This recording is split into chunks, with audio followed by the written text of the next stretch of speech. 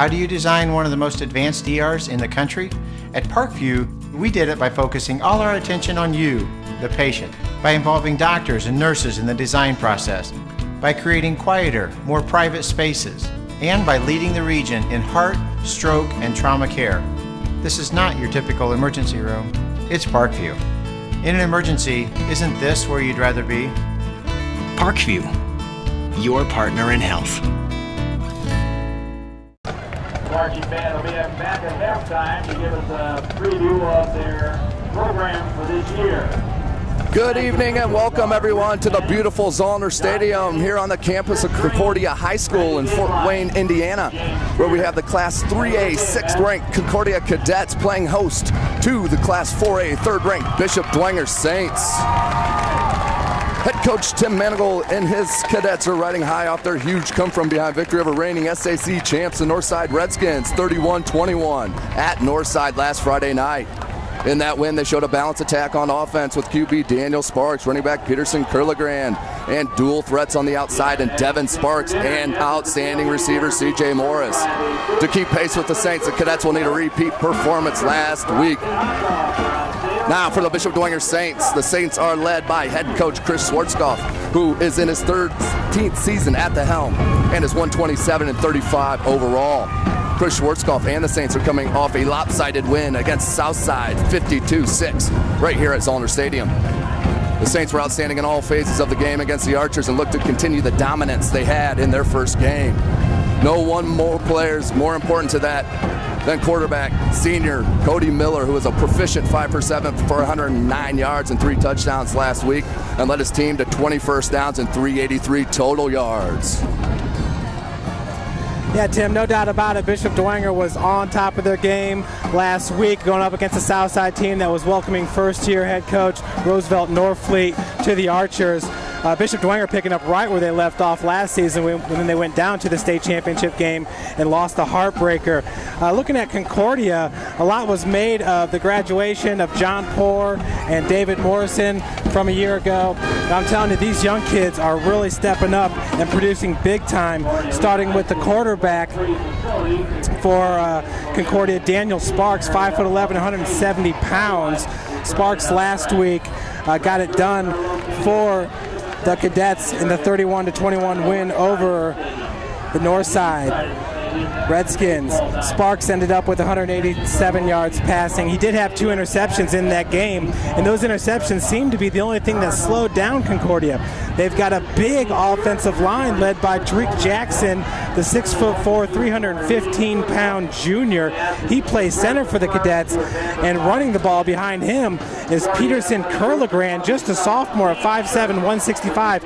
Tim, for a sophomore, he is very stout and he has really good balance and breakaway speed in the open field. Absolutely, Jeff.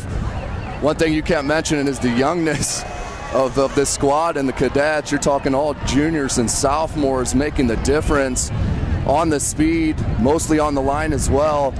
Outstanding first game, huge game against Northside, at Northside, coming off with a huge victory to kick off the SAC conference season. Setting the tone is huge right now for Concordia, looking to start 2-0 in over 30 years, for the first time in over 30 years, as Dwenger's looking to not let that happen and keep the streak going, as they've beat Concordia 19 out of the last 20, Jeff, going back to 2003. Absolutely, 2003 was the last time that Concordia got the best of Bishop Dwenger, and it was the Cadets winning that one. I believe it was 17-14. Concordia ended up losing in the first round of the sectionals that year, while Dwenger went on to semi-state. Interesting enough, that was Chris Schwarzkopf's second season. It was the 3rd season for Dean Dorfler. Dean, of course, is now the athletic director at Concordia High School. Taking over for him is head coach Tim Manigal, who took over in, I believe it was 2010. Coach Manigal is in his 5th year at Concordia and has a 13-31 overall record. Coach Schwarzkopf is in his 13th year at Bishop Dwenger with a 128-35 record. Looking at the Sargon ratings, Tim, the Sagarin, Bishop Dwenger is 10th overall in the state, third in Class 4A. Concordia is 23 overall in the state, and 6th in Class 3A. Of course, playing in the tough Summit Athletic Conference will give you a tough schedule. Well, Jeff, we're getting ready to start the action here at Zollner Stadium. Again, this is the home stadium for both high schools, this being the home game for Concordia, as they're looking to kick off, which can be a dangerous factor, as the opening kickoff was taking 85 yards for a touchdown in the Saints opening game by Zachary Norton, the junior cornerback. Yeah, Norton's back there, Tim, ready to receive this kick. Along with Amion Clark, also a sophomore. And to kick it off for the Cadets, it's number 2, Peter Morrison, who kicked a big field goal last week for Concordia. And they're kicking it away. They're kicking it short, Jeff. Smart move by Coach Tim Manigal. As picked up at the 25-yard line. A short return by Sam Schenkel. Looks like that ball is going to be marked at right around the 34-yard line. Going to be 1st and 10, 34-yard line for the Saints. You'll see a lot of motion come out of the Saints backfield as they run the read option, trying to confuse the defense, get the defense moving the opposite direction, kick it back. That's why Cody Miller is so important for the Saints and his decision making. 1st and 10, 34-yard line. First possession for the Saints. Cody Miller under center, out of the pistol, excuse me. Fake handoff. Down the seam is number 81, George Tallarico, the senior, 6-foot tight end, wide open down the middle, Jeff. What a great looking pass there, and he was wide open. Big gain on the play, Tim. Looks like about a 16-yarder. 16-yard gain on the 47, crossing midfield are the Saints. 1st and 10. Let's see what Coach Schwarzkopf has up his sleeve. That was Noah Till in motion. Handoff up the middle. That was Andrew Gabbett. Andrew Gabbett takes it out to about the 41-yard line. Gain of 6. Bring up 2nd and 4. They're going to call it 2nd and 3. Tim, we talk about the big offensive line for Concordia. They got Todd Jackson, 6'4", 305, playing nose. Yeah, those boys look big out there, Jeff. They definitely don't look like juniors and sophomores. Tricky play there by Cody Miller. Finds a seam, does Andrew Gabbett, takes it out to the 15, push out of bounds, and we have a flag on the play. Let's see what the flag is. Nice, tricky handoff there by Cody Miller to Gabbett. Let's see what the flag is. They're marking it down on the 16-yard line.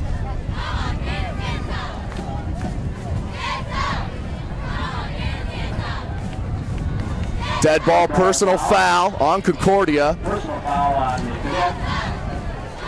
Tim, we've seen the personal foul a couple times early on in the season here from Concordia. Saw it last week in the Lewis-Snyder game.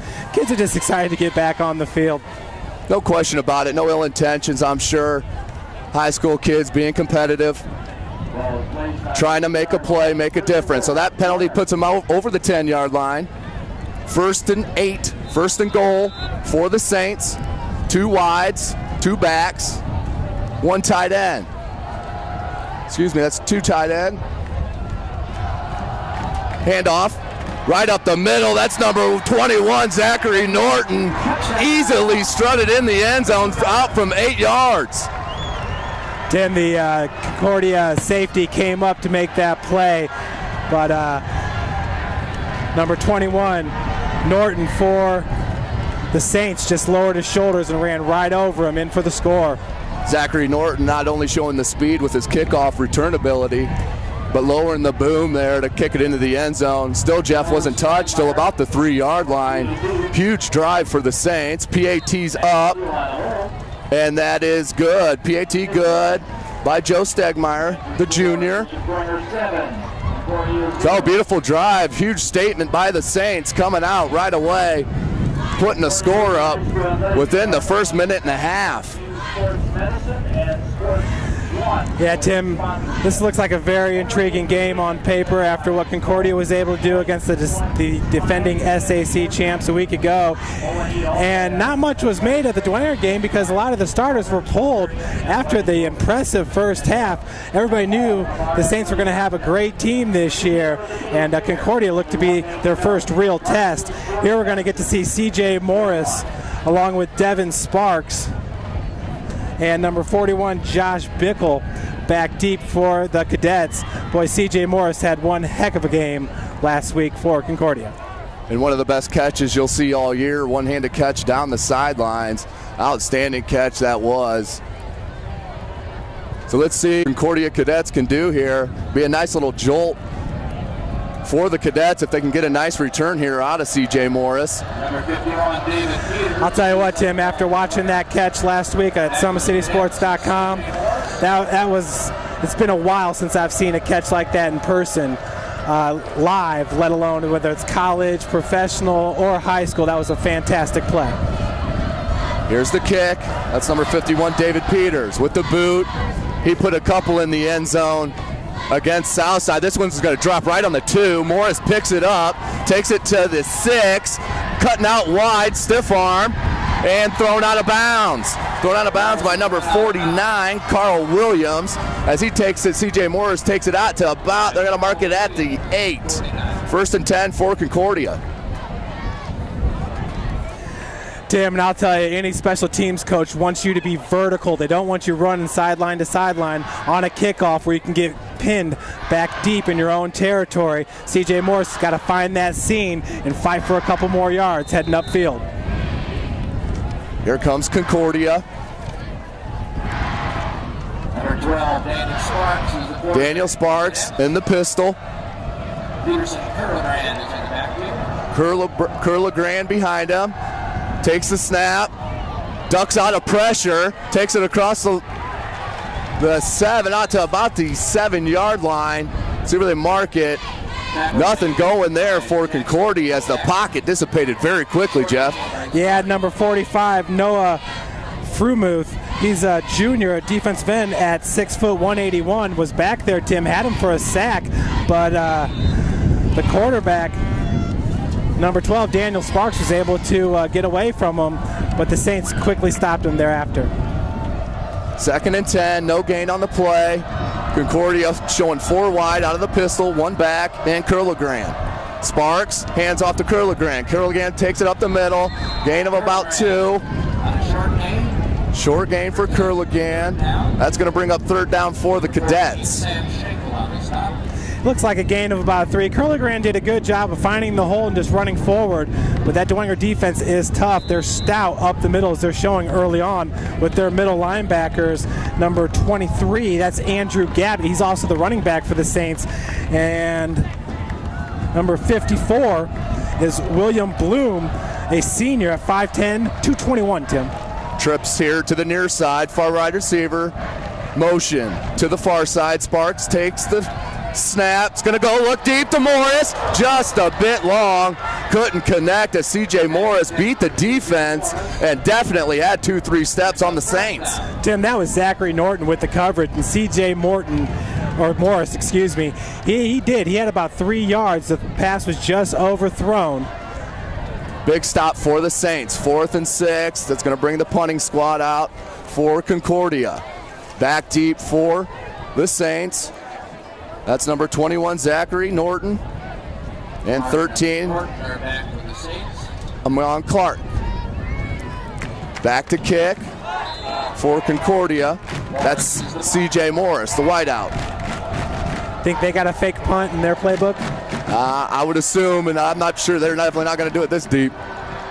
Morris with the boot, end over end kick. Clark receives it, has some space on the near sideline. Can't make the first guy miss as number 34 for Concordia comes out to clean up. Mark Mallers, just a sophomore, 5'10".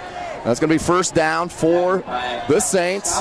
They're going to mark that at the 35. 1st and 10 for Bishop Dwenger. Amon Clark, a nice little return there. More importantly, Tim, he's got the ball on the Concordia side of the field. Looks like the Saints are ready to go in and score. Right back at it are the Saints, going trips. 2 to the far side. 2 guys in the backfield. Miller in the pistol. Takes a snap. Fake handoff with the pitch to Norton. Norton trying to cut upfield and stopped by Concordia. Nice, strong defensive stand on the line of scrimmage and holding their edge, Jeff. Peterson Curlegrand, Tim, was able to get outside. The perimeter defense right there, along with Perugini, was just outstanding. The way that they were able to get to the outside. And that's one thing that Coach Schwarzkopf really liked about his offense, was how they were able to get to the perimeter and pick up extra yardage. But the Concordia defense stepped up large there, Tim. They're going to call that a loss of 1, 2nd and 11 on the 36-yard line. The Saints, 2 wide, 2 backs. Miller, handoff to Norton. Norton's got some space, lowers the boom. We got a flag on the play as Norton takes it to about the 26. Flag on the play. And once again, coming up was the safety, Lucas Beal. Beal is the safety that, well, he was in the right place at the right time, but a touchdown was scored in the Saints' first possession. Definitely, Jeff. Lucas Beal not afraid to come up and lower the shoulder. Zachary Norton's just been able to match the test. So here comes Dwenger, 3rd and 1. Big stop here, looming for Concordia. 8 minutes to go in the first quarter on the 26-yard line. 3 wide. Hard count there by Miller. I think they got the defense to encroach. They sure did. Outstanding play by Cody Miller. That looked like Mike Fiacable back there last year for the Saints. Mike Fiacable was a fantastic quarterback, led Bishop Dwenger all the way to the state championship, led the basketball team, Tim, to I think it was a Elite 8 appearance, first time since 1996. But that was Darius, number 64, Darius Rogers. Looks like he got into the neutral zone there, Tim. Bishop Dwenger, that brings up 1st down and 10. Cody Miller in the pistol. Norton goes in motion, comes back here to fumble on the ground. Cody Miller hops back on it. One of the things that Coach Schwarzkopf was worried about last week with the fumbles and controlling that and making sure that doesn't happen here against Concordia. Tim, we've already seen it, how tricky this offense is with that read option. Players darting every which direction. And that time it just got away from Miller, but he wisely got back on top of it. Bring it up 2nd and 12 from the 23. Just over 7 minutes to play in the first quarter. 4 wide for the Saints, 1 back. That's Gabbett. They're going to run a bubble screen to the far side. That's Norton, turns it upfield, makes 2 guys miss and just can't kick past the 3rd guy. Once again, they seem to be going Norton quite a bit here in the opening first quarter. Outstanding open field running by Norton right there. Nearly split defenders. I believe that was Beal who came up with the stop this time. It looks like a 1st down, though, for the Saints. They'll be 1st and goal. 1st and goal from the 9. Bishop Dwenger on top, 7-0. Concordia needing to make a stand. Don't want to get off to a 14-love score here to open it up. Miller, fake handoff to Gabbett, pitches it to Norton. Norton's got plenty of green out here on the near side, takes it up before he's even touched. Zachary Norton on the pitch. Too easy for a 9-yard run. Puts the Saints up 13-7. And Tim, the safety out there is number 9, Charles Nagy. Excuse me, not number 8. And Nagy did a great job getting out there, but there's too much open space there for Norton to run with the ball, as it was pay dirt all the way for him from the snap. Norton just way too talented to leave that much open space. Cuts it right up into the end zone. Stegmeyer with the point after. That is good. 14-0. Bishop Dwenger Saints on top of Concordia Cadets. Bishop Dwenger coming out to make a statement in the first quarter, taking their first 2 drives, running it down right down the throat of Concordia and their big defensive linemen. And Tim, I think if you're Coach Tim Manigal and the Cadets, you just stick with the game plan. Try to keep the ball on the ground for the first 2 downs. Try to pick up maybe 4 yards a pop and see what you have. And hopefully a 3rd and short where they can get the ball in C.J. Morris' hands. Obviously, they have a lot of very talented skill position players, do the Cadets. So I think all is okay right here. They just need to slow the game down a little bit, keep their defense off the field. Very good call, Jeff, as C.J. Morris heads back towards his own end zone to line up for the kickoff. Again, Bishop Dwenger Saints on top, 14-0, 6:37 to go in the first quarter. Morris and Sparks, or excuse me, Morris and Kayanga. Morris and Kayanga back deep for Concordia. That's number 51, David Peters. And Tim, they're switching up the return a little bit here. Going with the 2 guys deep. Peters kicks this one a little short, takes it on the 10, does Kayanga. Kayanga's going to bring it to the near side. Once again, Jeff, taking it sideline instead of cutting up the field like you were talking about last kickoff. Too much left and right action here, Tim. Bishop Dwenger, a very disciplined team. You better believe that kickoff team, they're going to stay in their lanes. They're not all going to converge to the middle of the field. So going out wide may not be the right decision. Find that seam, get upfield, get to 7, 8 yards, just get positive yards. 1st and 10 for Concordia, down by 2 touchdowns. They're going to take it on their 21-yard line. They're going to go 4 wide. 1 back, that's Curligran. Sparks in motion. Sparks takes the handoff to the pitch. Curligan's got some space, and that's number 21 for Dwenger, Zachary Norton. Their outstanding player on offense early in the first quarter makes a nice strong tackle after a gain of about 5. Bring up 2nd and 5 for Concordia. Yeah, Tim, looks like it may be closer to a gain of 4 right there, so it'll be about 2nd and 6, but nonetheless, Curligran, need I say, he's just a sophomore, showing off the speed right there, and he can lower the shoulder at the point of contact. 2nd and 6, they did call that a gain of 4. Ball's placed on the 25-yard line. 4 wide again for Concordia. Sparks in motion, same setup, he's going to come back here to the near side. Sparks takes the hand. Good pass over the middle, just couldn't connect with Peter Morrison, just the sophomore, Jeff. Tim, that would have probably taken the 2nd most spectacular catch if he would have hauled that one down there. Peter Morrison had a beat. That pass was just a little bit high, tried to snag it with his right hand and bring it down, cradle it himself, but you know what? There was a little bit of mustard on that pass, Tim. Absolutely, but Coach Tim Manigle's got to be feel pretty happy. The opportunities have been here for Concordia, just not being able to match it up.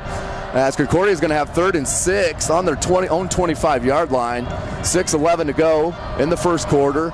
Down by 2 scores. They're going to bring trips here to the near side.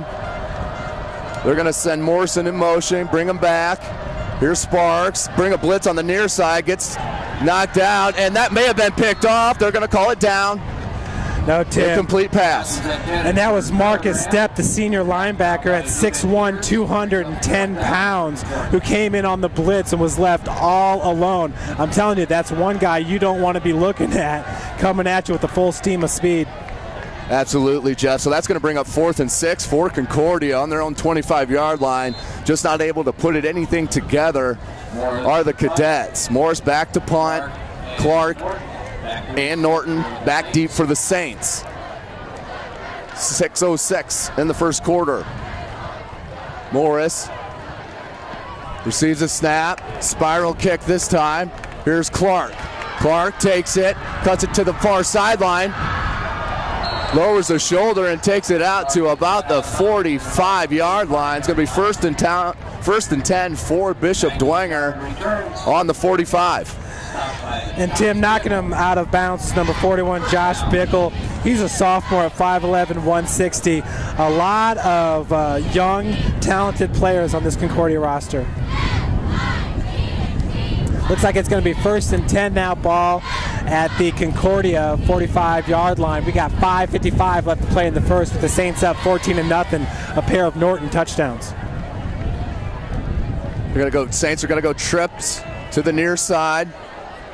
Lone wide receiver on the far side, 1 back in Gabbett.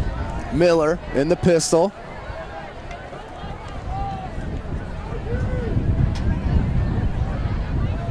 Clark in motion. He's going to take the pitch and can't make him miss. That is number 16, Harris, on the stop. Good play there by Harris, Jeff. An even better play by number 64, Darius Rogers, who looks like he knew exactly when that ball was going to be snapped because he was through the offensive line by the time they got out of their stance, which really forced that play out wide and set it up perfectly for number 16, Blade Harris, to make the tackle. So that's a loss of 1, 2nd and 11 from the 46 of Concordia. The Saints take the snap. Miller's going to roll here to the near side. He's going to tuck it down and take it maybe to the line of scrimmage. Nothing going there for the Saints. That's going to bring up 3rd down. They're going to call that a no. Yeah, they're going to call that a gain of 1, 3rd and 10 for the Saints. Just under 5 minutes to go in the first quarter. Nice tackle there by Dominic Perugini, and once again, Darius Rogers was able to get right through the offensive line. He was in the backfield in a hurry. Bishop Dwenger, 3rd and 10. Huge play here for the Concordia defense. 4:42 to go in the first quarter. 2 wide receivers to the far side, 1 near, two backs. Miller takes the snap, looks to the far sideline, can't find anybody, and has to throw it away. So big stop for Concordia, 4th and 10 on the 46. Going to bring out the punting squad for the Saints. Yeah, Tim, can't say enough about Darius Rogers and his play throughout that series, causing havoc in the backfield for the Saints. On that play right there, he was lined up over number 66, Scott Beeman, the senior offensive lineman at 6 foot 253. And Darius Rogers really put in some work there on that series. That was the first stop for the Concordia Cadets defense in this game with 4:29 left to play in the first. So 2 back for Concordia, Morris and Mallers to kick for the Saints. I believe that's Stegmeyer. We'll get the number check when he turns. It is not. Bad snap.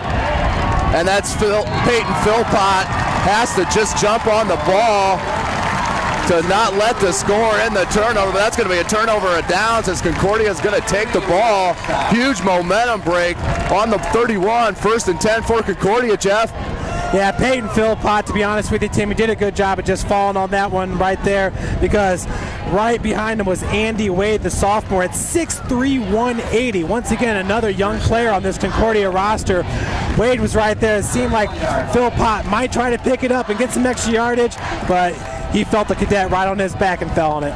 So this could be a huge momentum breaker here for Concordia. They go trips wide, 1 to the sideline. Sparks, he's going to tuck it, and good containment by the Saints. That could have been a big play as Sparks saw the opening, but they closed very quickly. Yeah, and coming in with the tackle was Marty Pettenberg, a senior D lineman, 5'8", 232. Tim Sparks right there, he decided to bring it down and take off and run, but he was a little hesitant. I say next time, just take off. 2nd and 7 on the Saints 29. 3:58 to go in the first quarter. Concordia needs to put something together. Already down 14-0. They're going to go 4 wide. Sparks in motion. Daniel Sparks. Pitch. Curligran. And that's Marcus Stepp that comes up as the rest of the Saints come up and clean it up. What a beautiful play again by number 31, Marcus Stepp, the senior linebacker. And Tim in the backfield. You really got to give it up to the quarterback there, Daniel Sparks, because he's been taking some big hits. That time it was number, I believe it was 54, William Bloom, who came in. His assignment, Tim, on that option there is to take the pitch man, and he took the pitch man out, and that was Sparks. Seen that happen several times early in this first quarter. As you can tell, a Coach Schwarzkopf coach team by their discipline. So 39, big 39 on the 30.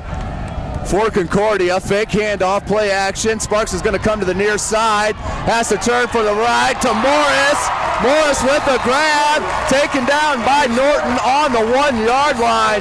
Tough pass there by Sparks as he was rolling away from his strong arm. Threw it back over the middle, Jeff. Not normally a good idea, but a good connection to Morris. 29-yard gain, Tim. That was fantastic. Sparks to C.J. Morris. It seems like, I know Morris wasn't receiving passes from him last year, but they really got a connection early on in this season. And one thing I noticed, that was Gavin Abbott supplying the pressure there on Sparks. So a lot of players going two ways for Bishop Dwenger in this game as well. First and goal for Concordia. They're still going to go 4 wide. Spread out the defense. Hand it off to Curligran. Curligran is stopped short, about 6 inches short of the goal line. Going to bring up 2nd and goal. I believe that was number 54 on the stop.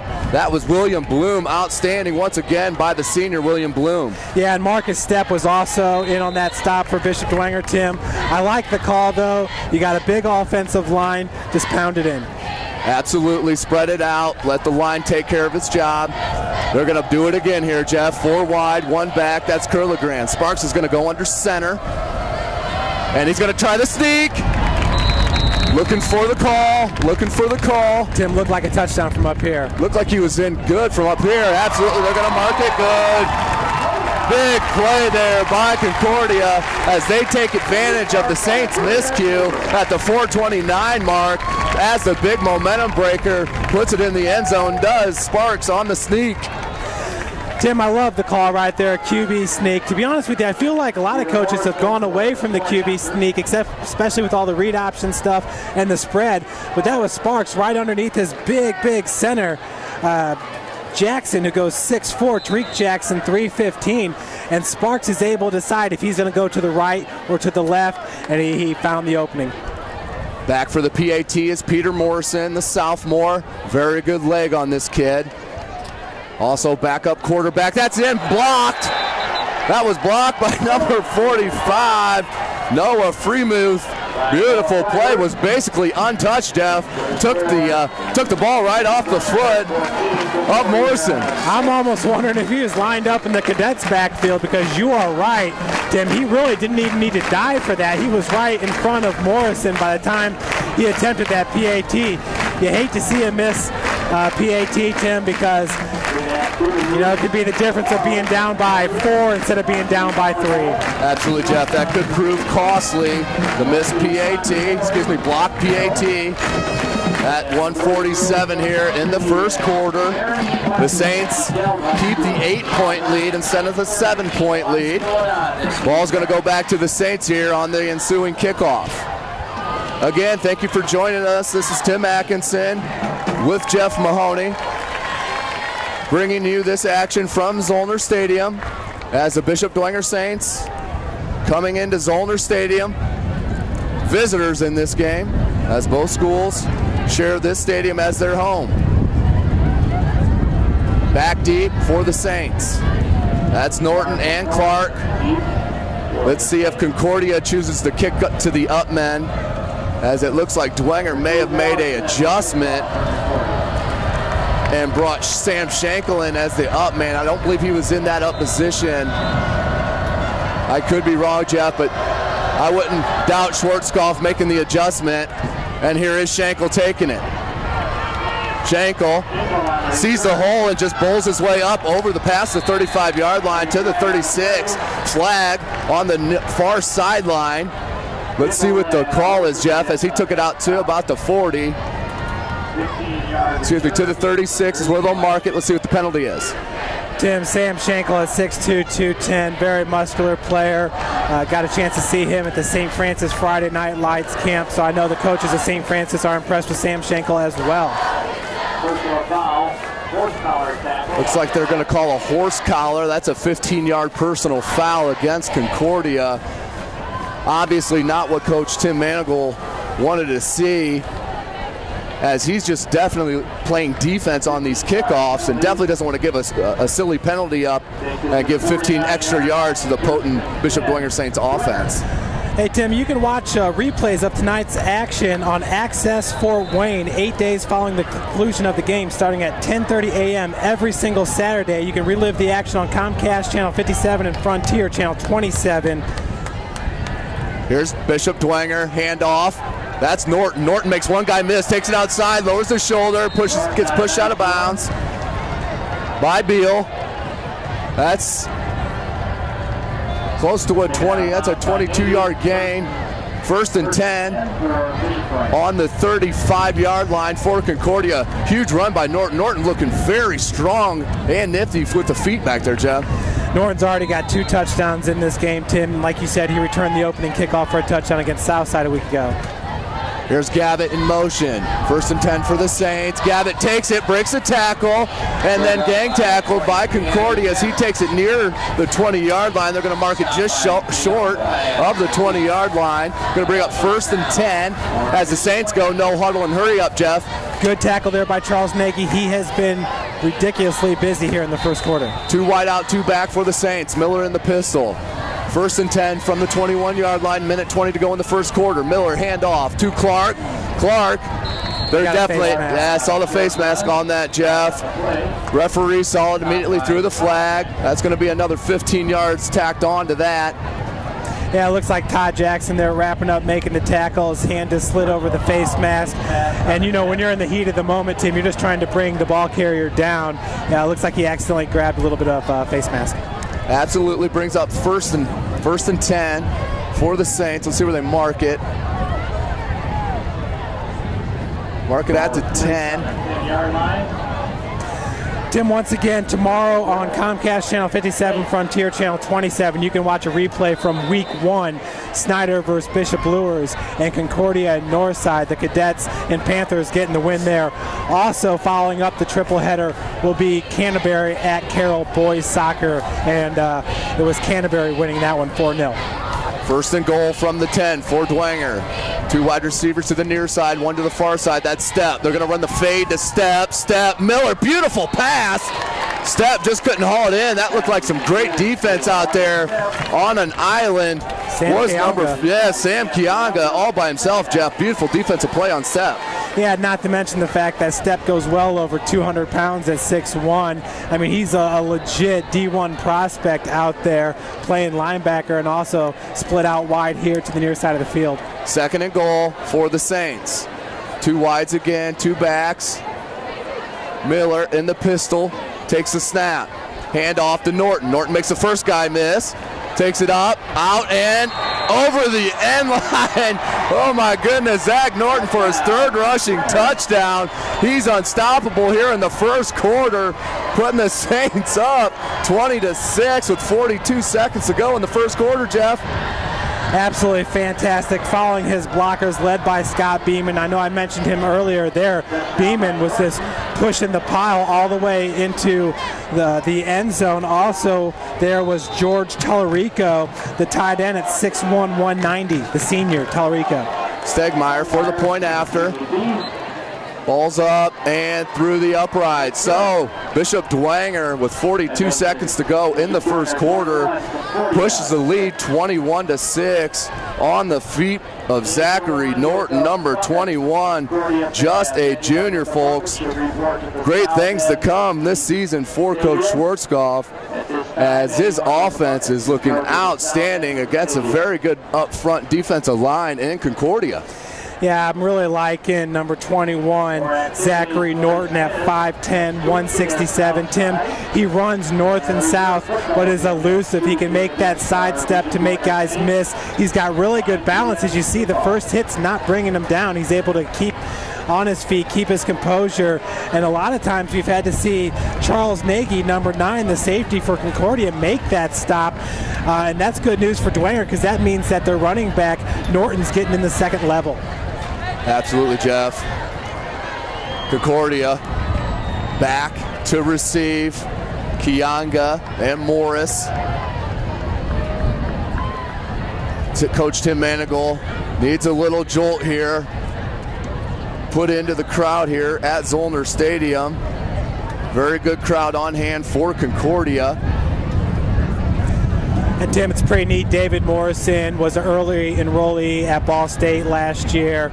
And, you know, here it looks like he's going to be redshirted in his freshman year as Coach Limbo is bringing back an established quarterback. But Jordan Hogue, the other Fort Wayne area player to get a full ride to Ball State, looks like he might be in the mix for a little bit of playing time. Jordan Hogue, an outstanding athlete, also a basketball player for Coach Gooden, ex-New Haven coach, as the kick by Peters. Short one taken at the 20 by Sparks. That's Devin Sparks. Takes it wide. This is what Concordia needed. Sparks takes it out to the 48, 49-yard line. Nice return by the up man. Devin Sparks takes it to, they're going to mark it at the 48. It's going to bring 1st and 10 for Concordia. Yeah, Tim, that was number 51, David Peters, the senior at 6'3", 218, and number 54, William Bloom, knocking Sparks out there right at the 48-yard line, so just 52 yards to go for another score. 32 seconds to play in the first quarter. Sparks hustles back to the huddle, calls the play. 4 wide again for Concordia. This is their staple formation. 1 back in Curligran. Daniel Sparks takes the snap. Looks for Morris.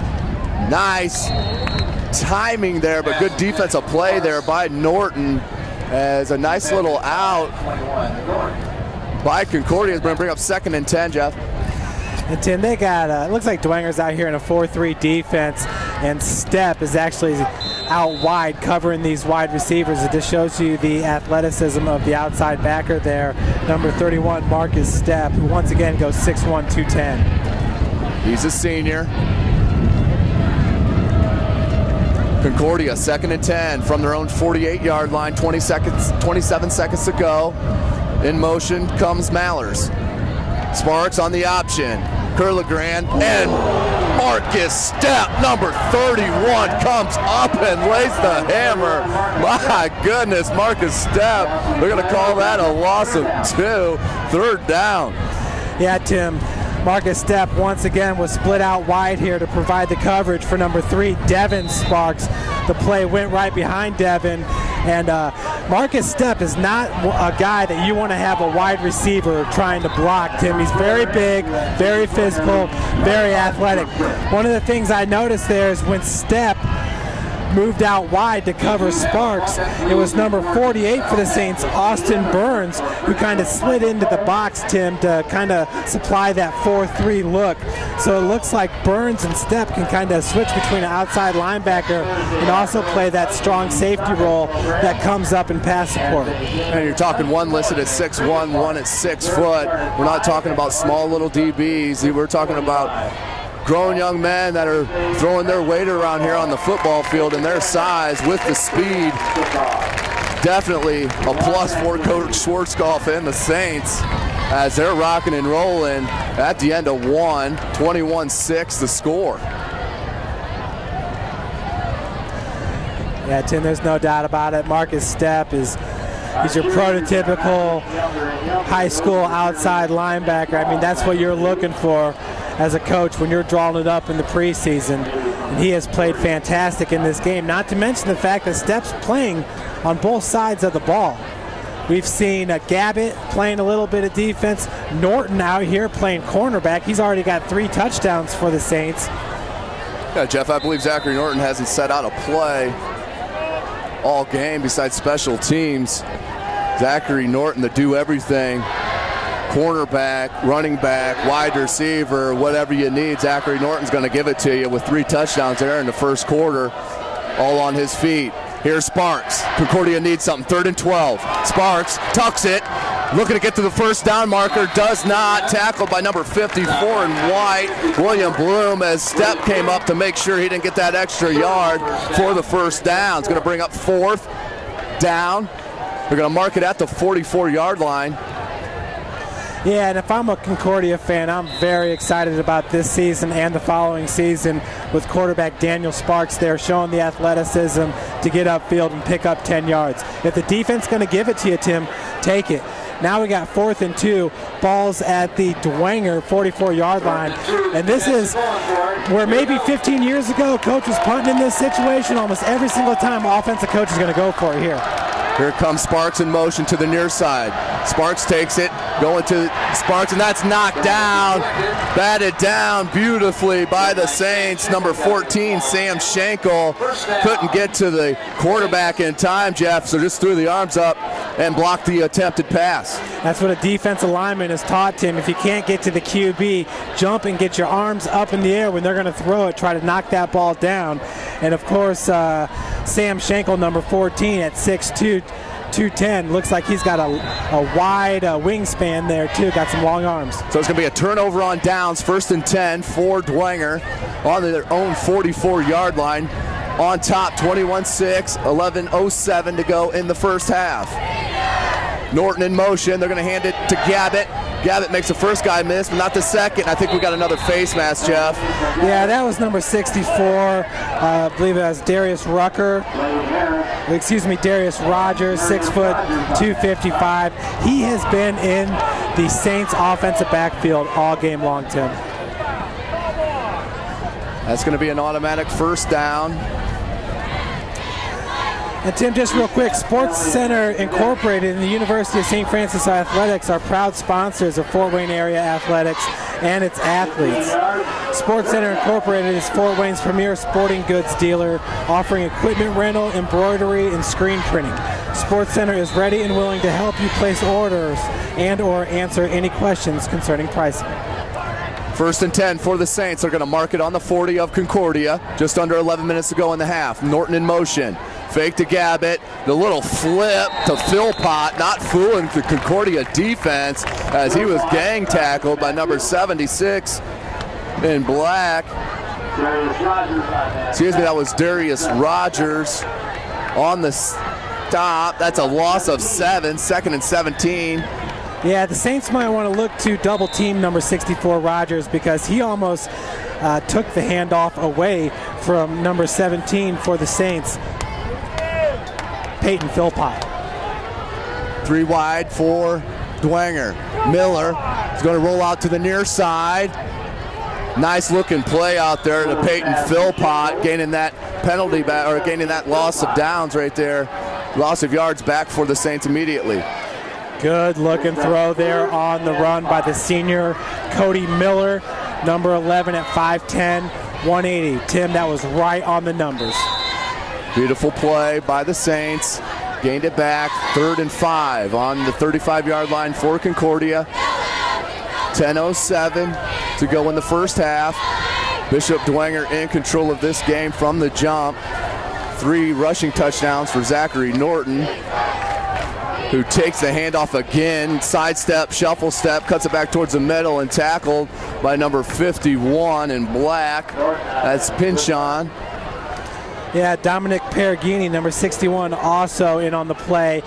Tim, he jumped up holding his arm for a second. Looks like he might have got popped, but he's okay. Looks like just a stinger. Let's hope for the young man.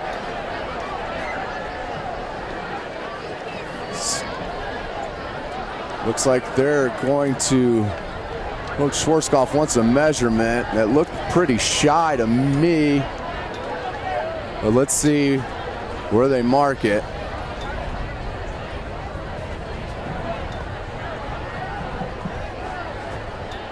That's short. Tim, looks like they're about 2 inches. Woo. 4th and inch, Jeff. Looks like Coach Schwarzkopf's going to go for this here.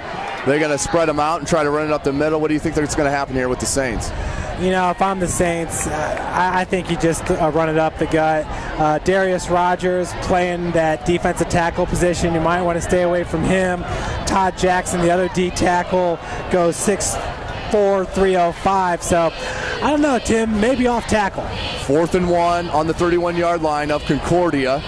Just under 10 minutes to play in the first half. 21-6, the Saints on top. I'm going to the left off tackle if I'm the Saints. Hand off to Gabbett with Norton, the lead blocker. Gabbett, Norton in the backfield with Miller. 2 wides. Looks like they tried for the hard count again there, Jeff. Concordia not biting. Miller hands it to Norton. Norton cuts it out wide, got space, makes another miss. 1 more to beat. Stiff arm, can't get past him. That's I believe that's number 9 in black, Nagy, with a stop, but not after a huge gain for Zachary Norton on 4th down. Jeff going to put him 1st and 5 with a chance to put it in the end zone again. Absolutely, Tim. The edge was open on that last play. Here's Gabbett. Gabbett on the pitch, takes it up and isn't even touched. So at the 9:28 mark, Bishop Dwenger running down the throat of Concordia and their defense. Concordia not finding an answer to stop the running attack for the Saints. as they put another 6 on the board as Stegmeyer lines up for the extra point. Tim, it's kind of a pick your poison type of thing. You're either going to load up the box there or spread out the defense. Either way, Dwenger's having success today. PAT's good for Stegmeyer. Puts the score at 28-6 for Bishop Dwenger. 9:28 to go in the second quarter. Tim, it just seems like Concordia needs a little bit more speed on the perimeter there defensively. You know, the Saints with Norton have definitely proved that they got the speed to bust it out to the outside. Norton very impressive in the first half so far. 3 touchdowns, could have had a 4th. That was capped off in the last drive by Gabbett with the 5-yard TD run off the pitch. So that puts Dwenger up very comfortably, Jeff, up 22 points here. Still 9.5 minutes to go in the first half. This isn't over by 4. Concordia either needs to put something together on offense or they're going to have their defense out here again on short rest going against this potent Saints offense. Yeah, Concordia's already had 2 big plays to help their situation. They just got to sustain those drives like you said, Tim. Too many of the 3 and outs. Those incomplete passes are going to stop the clock. So let's pick it up 4 yards, 5 yards a pop and keep that clock running. Just head on down the field. Thank you, Jeff. Looks like we got back deep for Concordia. Again, Kayanga and Morris. David Peters to kick. Boy, Tim, up here on the press box, how beautiful does that baseball field of Concordia's look? Outstanding, Jeff. It does look extremely nice. Nice wooded backdrop. Just on the far side here at beautiful Zollner Stadium on the campus of Concordia High School. Peters with the kick. Boots it deep. And that's going to go in the end zone for automatic touchback in high school football once the ball crosses into the end zone. That is an automatic touchback. Ball will be placed at the 20. So that'll bring up 1st and 10 for Concordia on their own 20. Looking to make some noise here. Keep pace with this potent Dwenger offense and at least string a couple possessions together. Yeah, Tim, as a deep man there on the kickoff return team, unless you're able to get your body in front of the ball, best just to let it roll in the end zone and take a 1st and 10 at the 20. 4 wide for Concordia. In motion. Morrison hands it to Curligan, does Sparks. Gang tackled by the Saints. 5-yard gain for Curligan. Stopped by a slew of Saints, led by Andrew Gabbett, number 23, the senior. It's going to bring up 2nd and 4 for Concordia on their own 26-yard line. 9 minutes to go in the first half. Tim, Peterson Curligan was one of the top rushers in the area last week, rushing the ball 20 times for 167 yards and 1 touchdown. That 1 touchdown was a big one where he broke it right around the 50-yard line and outraced the rest of the Redskins defense to pay dirt. 2nd and 4 for Concordia. In motion again, Sparks hands off to Curligan. Curligan gets stopped once again by number 23, Andrew Gabbett, the senior linebacker, really reading the play well there, that running play, and they're not getting past him very far. Tim, it's really tough here for the Concordia offense. Dwenger is stout up the middle, and if you're going to rush on the edge, you certainly don't want to run at number 31, Marcus Stepp, because we've seen what the consequences of that can be. So not a whole lot of options here, but I do like the running of Curligan. He is tough. Huge play for Concordia. 8 minutes to go in the first half. This is 3rd and 4 from their own 26. Already down by 22 points. Sparks goes wide to Curligan. Looks like Curligan, but stopped immediately by number 32, Mike Haig, the sophomore. Came up big with a huge tackle, Jeff. Kept him a yard short of the first down. And that was a big tackle, hitting Sparks right as he received that ball. Number 3, Devin Sparks there with the reception. I love these all-black unis for Concordia. Just a little hard to see the numbers from up here on top of the press box. Tim, you see that with the Christmas Day uniforms in the NBA, where they have the dark number on top of the dark jersey with the white outline. I like it too. Timeout for Concordia at 7:25 mark. First timeout of the half. And Tim, of course, the Saints there are used to having the BD on their shoulder pad there. Now I believe it says Dwenger across the front, so breaking away from a little bit of tradition there as they like to emulate the Notre Dame uniforms. But it was actually, I believe, back in 1994 when the Saints switched from a gray face mask to a blue face mask, so traditions kind of, well, I guess emulate Notre Dame kind of went out the window that year. Absolutely, Jeff. I think it's more about sometimes just getting the kids excited about something new. Absolutely. And just spicing it up a little bit, even though they do have the number, or excuse me, the name of Dwenger on the front of their jersey. The gold helmet's still the same, the lettering's the same. It's still been tradition very high here at both schools with Dwenger and Concordia. Well, Bishop Dwenger has been to state more than any other SAC team except for Bishop Luers, which is just unprecedented. Luers winning, I believe it was 11 of 15 state championships. But Dwenger won back-to-back state titles, what was it, 91 and 92. Changed the face mask in 94, have been back to that game plenty of times, just have yet to win it again. And that 91 state championship team, I believe in USA Today, they were top 20 in the nation. Just a fantastic team, led by Chris Ditto and Kevin Creda, Ewell Wilson. I think Mike Schreck was their senior linebacker. That was an outstanding Saints squad. Take a look at the 50 best players from Bishop Dwenger history, and you'll see quite a few faces from that team.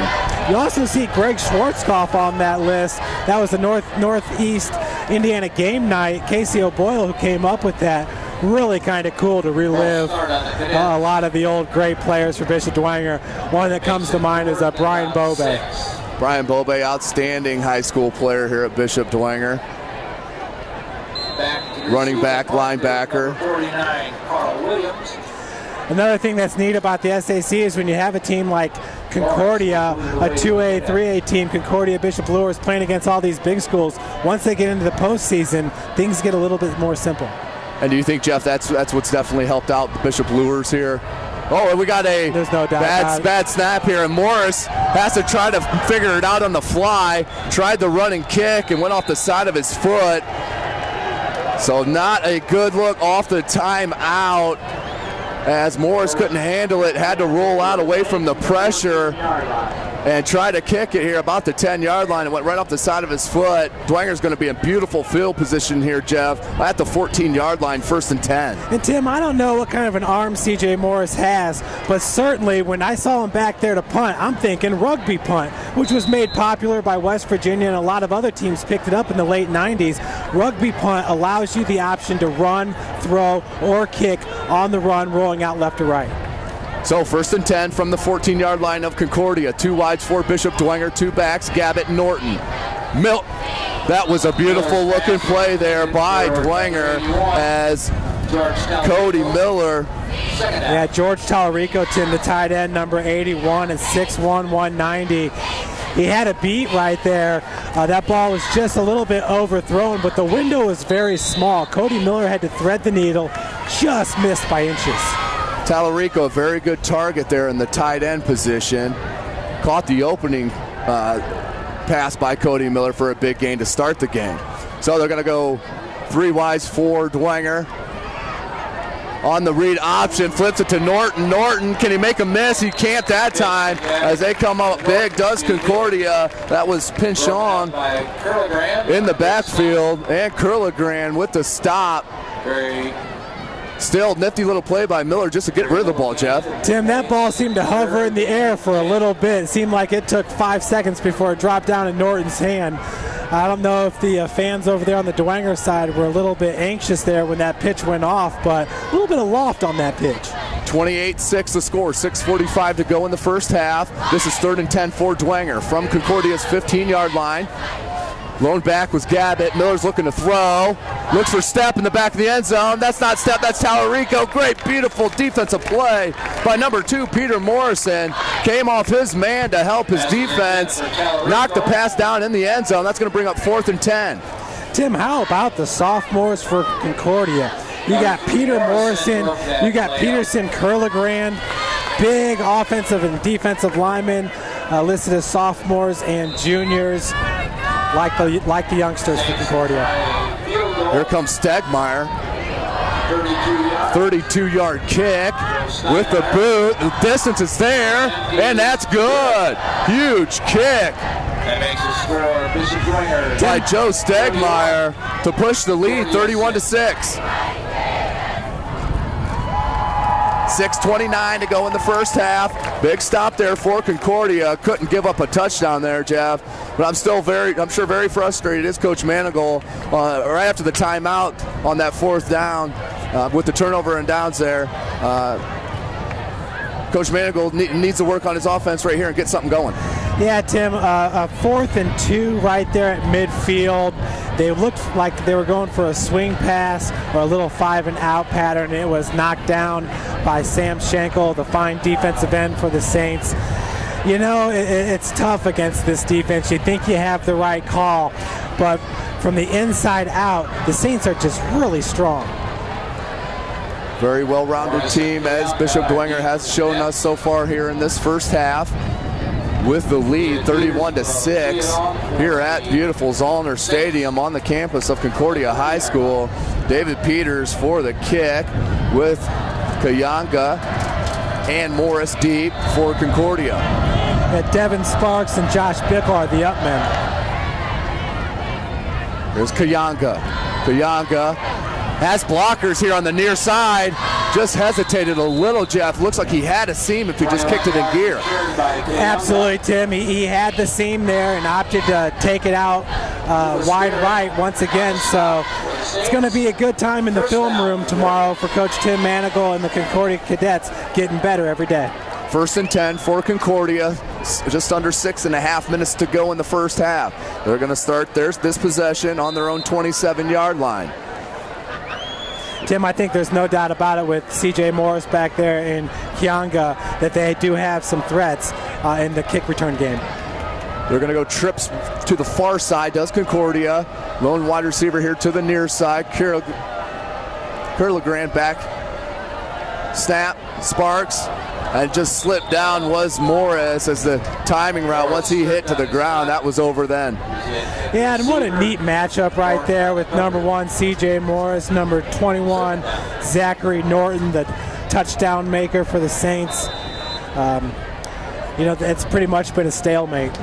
Both juniors going to go at it again next year, as these two teams are going to battle, no question about it, for years to come, as the nucleus definitely young for both squads. Trips again to the far side. Sparks out of the pistol. There's a screen. Looking for Curlegrand's got a block there. Beautiful block by number 74 in black. Tariq Jackson got out in front of Curlegrand. That's going to be a first down. They're going to mark that at the 44-yard line, Jeff. Tim, when you draw up that play, it's exactly what it looks like. The defensive line for the Saints were on a hard rush. All 4 of them were in the backfield.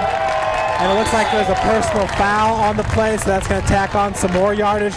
But Curlegrand received that ball and had big number 74 in front of him, Tariq Jackson blocking. That's what a screen pass looks like.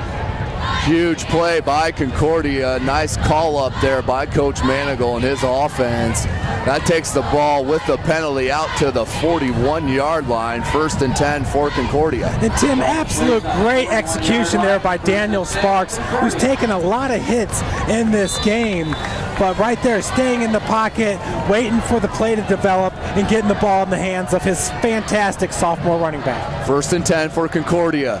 Need to make some noise. Running back, Curlegrand takes the handoff, takes it out to the 35-yard line. Gain of 6, going to bring up 2nd and 4 for Concordia. Yeah.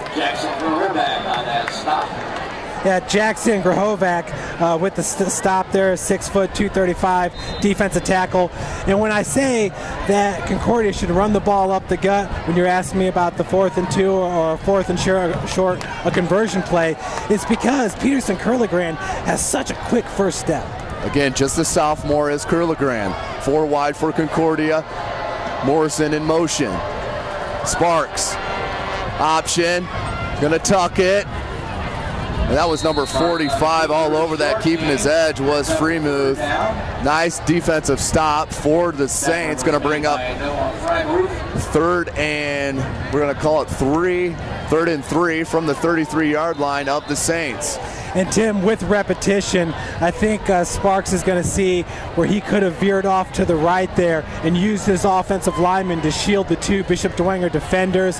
Instead, he rode right off the left hip of his blocker, where the Saints were basically able to hold contain. So that's going to bring up third and three for Concordia. Another huge play for Concordia. Sparks looking to pass. Threw it behind Morrison, about picked off by Andrew Gabbett. Pass just a bit behind. Timing a little off on that pass. Going to bring up 4th and 3 for Concordia. Yeah, Peter Morrison did a great job of playing defender on that play as he reached back to make sure that the Bishop Dwenger defender would not intercept that ball.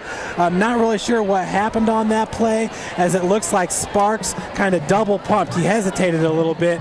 Once again, when he makes the decision, just needs to trust himself. 4th and 3. Concordia's going for it. They need some offense here. Good call here, I think, by Concordia. Sparks in the pistol. They're going to go option here to the near side. They're going to flip to Curligran. Curligran's going to take it out and over the first down marker out to the 27-yard line. Beautiful run and play call as Daniel Sparks, once again, Jeff, takes another huge hit, gets up slowly on that play. Yeah, and that time it was Sam Schenkel, the defensive ends. And you just got to know this. When you play a team about Bishop, or like Bishop Dwenger or Snyder, they're fundamentally sound. They're going to do everything right. They're going to know their assignments. They're going to be solid in all three phases of the game. And that's why Bishop Dwenger and Snyder have won more SAC championships in the last 20 years than any other school in the SAC. Concordia making some movement here late in the second quarter. Back deep is Sparks, going to look for Morris, being double covered and just thrown just a bit out of bounds. But once again, you can see the athleticism and the skill by number 1, CJ Morris. Didn't look like that was a chance to be caught, but he came down with it just out of bounds though, Jeff. 2nd and 10, that's going to bring up. Tim, that ball was fading off. I'm not sure if the wind got a hold of it because it was about 2 yards out of bounds. But C.J. Morris was bracketed. He had a defender in front of him and behind him. And C.J. Morris at 5'11", 175 was able to rise up and bring it down with both hands. It was a beautiful looking play. C.J. Morris has wide receiver skills that are out of this world. 2nd and 10 from the 29-yard line of Bishop Dwenger. Sparks, handoff to Curligran. Curligran can't make the first guy miss, who was Sam Schenkel once again in the backfield, Jeff. Concordia having all kinds of trouble with Sam Schenkel. It's going to bring up 2nd down, loss of 1 they're going to call. Tim, looks like Sam Schenkel's trying to get on that first All-SAC team list there. Sam Schenkel's having a great game, number 14, the senior defensive end. Listed at 6'2", 210. Big boy, also listed as a backup quarterback, a little deeper in the depth chart, but quarterback's listed here next to it.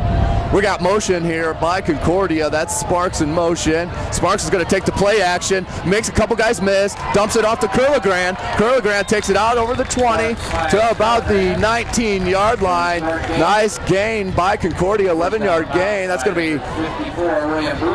to be very close to the first down. Referee's going to call timeout, bring the chains in here for a measurement, Jeff. And it's just a matter of where did his knee hit. It looked like forward progress. He got the ball over the 20. Not sure if his knee hit down a little bit before, but they marked it at the 19. That certainly should be good enough for a first down. Definitely looks good from up here. Let's see what the chain gang brings out and shows us. Tim, Curligran, as a sophomore, does everything well from out of the offensive backfield. He catches the ball well. Obviously, he runs, blocks. For a sophomore, unreal. And like you said, only a sophomore, going to get bigger. That's a first down by a football length at least for Concordia.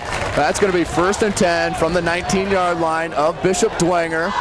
Just over 3 minutes, with 3:02 left here in the first half. Huge drive for Concordia, Jeff, as they got to answer the Dwenger offense.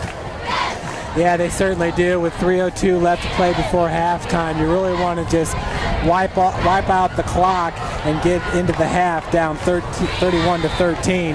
I'm sure Coach Manigault wouldn't be too upset with that. I believe Concordia is going to get the ball first in the second half. They are, Jeff. As Concordia, 1st and 10 from the 19th. Trips to the far side. Lone receiver to the near side. Curlegrand alone back. They're going to go to a screen again to Curlegrand. Curlegrand so quick, turning upfield, up over the 10-yard line to the 9-yard line. Gain of 10 for Concordia, and Curlegrand's going to set up 1st and goal from the 9. Tim, Curlegrand received that pass right around the 16-yard line, and he could have danced. He could have went left. He could have went right. There were Saints all around him. He opted to go straight ahead, Tim, and picked up another 5 yards. 1st and goal from the 9. Big drive. Drive that Concordia needed, but more importantly needs to cap off with a score. Trips again to the far side. Lone wide receiver to the near side's Morris. Let's see if they decide to go with the fade here to Morris and let his athleticism take over. The snap by Sparks. And Tim, that ball's going to skip, and Morris catches it on the skip. But right away, Austin Burns, the free safety back there for Bishop Dwenger, once that ball was snapped, now he lined up in the middle of the field, right head up with the quarterback, Sparks. But once that ball was snapped, he cheated over to help Norton with C.J. Morris. And that's a design play by Coach Schwarzkopf with the defense. There's no doubt about it there, Tim. They know that C.J. Morris is the best wide receiver for Concordia, one of the best in the Summit Athletic Conference, and they just want Norton to have a little bit of help. Looks like Morris is one-on-one again here. Option read out to Curlegrand. There's Marcus Stepp that comes out, and once he gets a hold of you, you're not going a long way. As Marcus Stepp drops him for a loss of 1. That's going to bring up 3rd and goal from the 10-yard line. Tim, that was a pretty interesting play there by Marcus Stepp. As you can see, his body momentum taking him away from Curlegrand. He's trying to hold on with his hand. Almost looked like he had a horse collar there, but Curlegrand was not pulled back, so great non-call by the refs. 3rd and 10, 3rd and goal. Minute 40 to go in the first half. Clock is ticking. 31-6 the score. Bishop Dwenger on top. Bennett controlled this whole game. Sparks. We're going to go trip to the near side this time. Sparks, crossing route, picked off! That's number 49 for Dwenger. He's got space. He may take it the distance. Carl Williams. That's Carl Williams. Cuts it back to the midfield and dragged down by Concordia as he takes it out over the 46-yard line. As the pass just a little bit behind the receiver, Williams stepped right in the way, picked it off at the goal line, and took it out 54 yards for 1st down for the Saints. Tim, I've been waiting all game to call Carl Williams' name, who's lining up at cornerback opposite of Norton. It's just that Norton's had the job of guarding C.J. Morris, so obviously a lot of our attention's been diverted that way, but Carl Williams steps up large, Tim. Huge stop for Dwenger, pushes the momentum back to their side. 31-6, 1st and 10 from the 46-yard line of Concordia. Miller, bubble screen. That's Norton, he's got space, one person to beat. Nice angle there. What a great job by the offensive lineman, number 59, Jackson Grahovac, the senior, at 6 foot 235, Tim, on that bubble screen. He was right out in front of Norton there, blocking for him. That takes it out to the 30-yard line, 1st and 10. Minute 9 to go in the first half. Clock stop on the out of bounds. 2 wide receivers. Lone back is Gabbett. Look for Norton to come in motion. He doesn't. Miller, he's going to roll to the near side. Look for Stepp. Stepp with the bobble, but the catch. Pulls it down for about a gain of 11. They're going to mark it at the 19-yard line. Gain of 11, 1st and 10 for the Saints. Nice looking pass play there for Dwenger. Great concentration by Marcus Stepp, watching that ball all the way in. No back here in the backfield with Miller. Miller takes a snap. This is a quarterback draw. Miller cuts it out. Spin move. Takes it up to about the 15-yard line. We have a penalty in the backfield. Yeah. Looks like it might be holding on number 51, David Peters. Holding against the Saints is the call. just under a minute. We're looking at 55 seconds to go in the first half. That's going to put the ball at the 34-yard line. 1st and 10.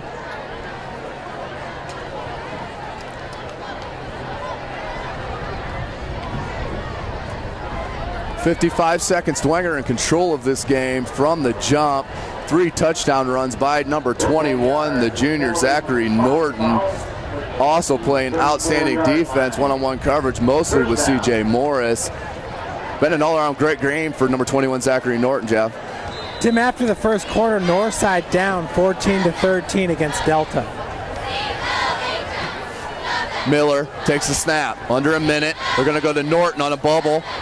Makes 2 guys miss, cuts it back towards the sidelines. Again, makes another miss. Beautiful stutter step, as in beautiful control of Zachary Norton of his body at all times. With the stop and stutter and the side-to-side, outstanding player Zach Norton takes it out to the, they're going to mark it. 2nd and 2 on the 11. Just under 40 seconds to go. And Tim, that time Norton once again showing how elusive he can be in the open field with the ball, but also the strength to break the tackle of Peterson Curligram. What a huge weapon for Coach Schwarzkopf is Zachary Norton. No backs again for Dwenger. Gabbett comes in the backfield. It's going to take the handoff. Beautiful defensive play and stop. Couldn't see the number on that. I believe that was number 61 in black. That was Perugini. Yeah, Tim, you know, looking down there at the Bishop Dwenger offense, and they got that double wing formation. That's something we've seen with Southside for years and years and years. And Dwenger, you know, really incorporating that the last couple of years with that read option, because they had a quarterback like Mike Fiacable for 3 years that was just a super athlete, just a phenomenal player was Fiacable, and now he's at the Air Force Academy, rightfully so. And Coach Schwarzkopf not losing a whole lot with bringing Cody Miller as far as athleticism. Cody Miller being the starting catcher for their baseball team, as they made a great run in the playoffs last year, did the Bishop Dwenger Saints. So that a very big thing for Coach Schwarzkopf's quarterbacks is the athleticism, and Cody Miller just another example of it, Jeff. Tim, at the half, New Haven's up 41-0 over Lakeland. And it looks like Southern Wells is on top of Fremont 21-7. Wawasee beating West Noble 20-0.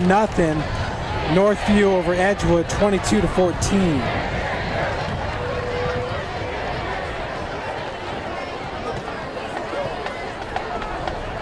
.35 seconds to go, 3rd and 2. Concordia needs a stop here. They cannot give up another touchdown here to end the second half. 3rd and 2 on the 11 of Concordia, 35 seconds. Miller with 2 backs, Gabbett, Norton. Hand off to Gabbett. Gabbett, beautiful one-legged tackle by Concordia. Clock is running. Dwenger, they're going to call another timeout. Tim, going back to New Haven, you know, last year they lost Jordan Hogue. They lost a lot of great players last year, but their sophomore class is awesome, led by their running back, Nashawn Jones, who had 182 yards rushing last week on 29 carries and 2 touchdowns. There's been a long line of great running backs at New Haven. Really, you know, towards the end of the 2008-2009, but then Harding closes, and I'm telling you, they are now becoming a football powerhouse here in Northeast Indiana. And one of the better atmospheres that you can go to watch a football game, music playing, everybody having a great time, the whole city of New Haven out there to support. 1st and goal, they're going to throw it up for Stepp, and Stepp with the muscle just out-muscles his defender and pulls it away from him. 4-6. Beautiful pass by Cody Miller. Doesn't have to do much but throw it up to Stepp. Stepp, I don't even think he had his hands on the ball first, Jeff, but rips it away from his defender for 6. Yeah, Kianga, the cornerback on the coverage there, number 5, 5'8", 160. Just simply pretty much outmatched there by Marcus Stepp, who goes 6'1", 210. Stepp just jumped, reached over him, and grabbed that ball away. Good play call by the Saints. That pushes the lead 37-6, just under 20 seconds to go. Stegmeyer for the point after. Stegmeyer for the point after. Snap, hold, kick, up, and good. 38-6, huge first half for the Saints. As Zachary Norton scored the first 3 touchdowns, followed by a nice kick, field goal by Stegmeyer, followed by a wonderful catch by Marcus Stepp to push the lead to 32 points. Just under 20 seconds to go. Concordia running out of time here in the first half to do anything. They're going to need a big return here for any kind of hope for points here to end the half. There's 6 minutes in between the last 2 scores, so things have slowed down quite a bit. Tim, I just got word over at Southside, it's Snyder up 28-0. Snyder, outstanding team that they are. They're going to definitely battle in the SAC. Tim, we know how good Snyder is. And then last week they brought their safety, Isaac Stiebling, in to play quarterback midway through the third. And totally different offense out on the field when they brought in Stiebling. Now, Painter had 202 yards passing in the first half for the Panthers, but their run game really was slow to get going in the first half. But with Isaac Stiebling in there, I think he ended up with 61 yards rushing on 6 carries, but he really opened up the running game for their senior DeAndre Billingsley. Which was huge in the comeback for him to end up taking and end up overpowering Bishop Luers. Tim, they were down by 10 points with 5:25 left to play in the game. Here's Morris, needs a kickoff return here. Clock is ticking under 20 seconds. Morris stays in bounds, gets out over the 30 to about the 32. Pushed out of bounds by 41. Peyton Kimes. It's going to be 1st and 10 from their own 35-yard line. 12 seconds to go in the first half. They're going to mark it at the 36, 1st and 10 for Concordia. Just 12 seconds, Jeff. Do you just kneel it down? Try to make something happen here, just a small run, see if something bursts, or just kneel it? No, Tim, I just kneel it and go into the half. You know, against a team like Dwenger, those Hail Marys, not likely to happen. Let's see what happens with Concordia. Let's see what they choose to do in Coach Manigal. They do got a spread formation out there. They've been running that all game with the 4 wide. They are going to just run it up the middle to Curligran, but immediately stopped by number 43, Frank Yanko, just a sophomore. Beautiful play as he got busted in through the line of scrimmage, Jeff, and that's going to end the first half for this game as Bishop Dwenger in control of the first half. Concordia with their chances just cannot connect. 38-6. On top is Dwenger.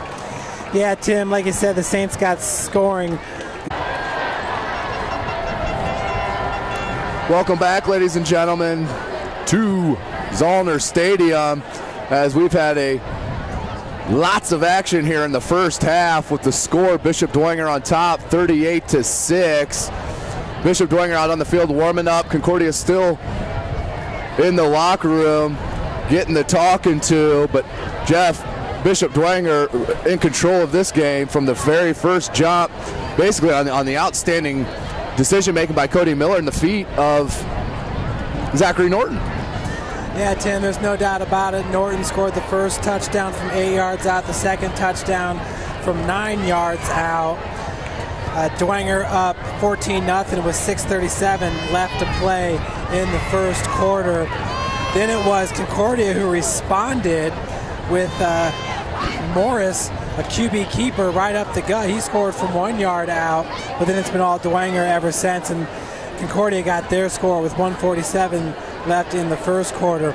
Dwenger marched around and scored 1 minute later when it was Norton on a 10-yard score. From there, Gabbett had a 5-yard touchdown.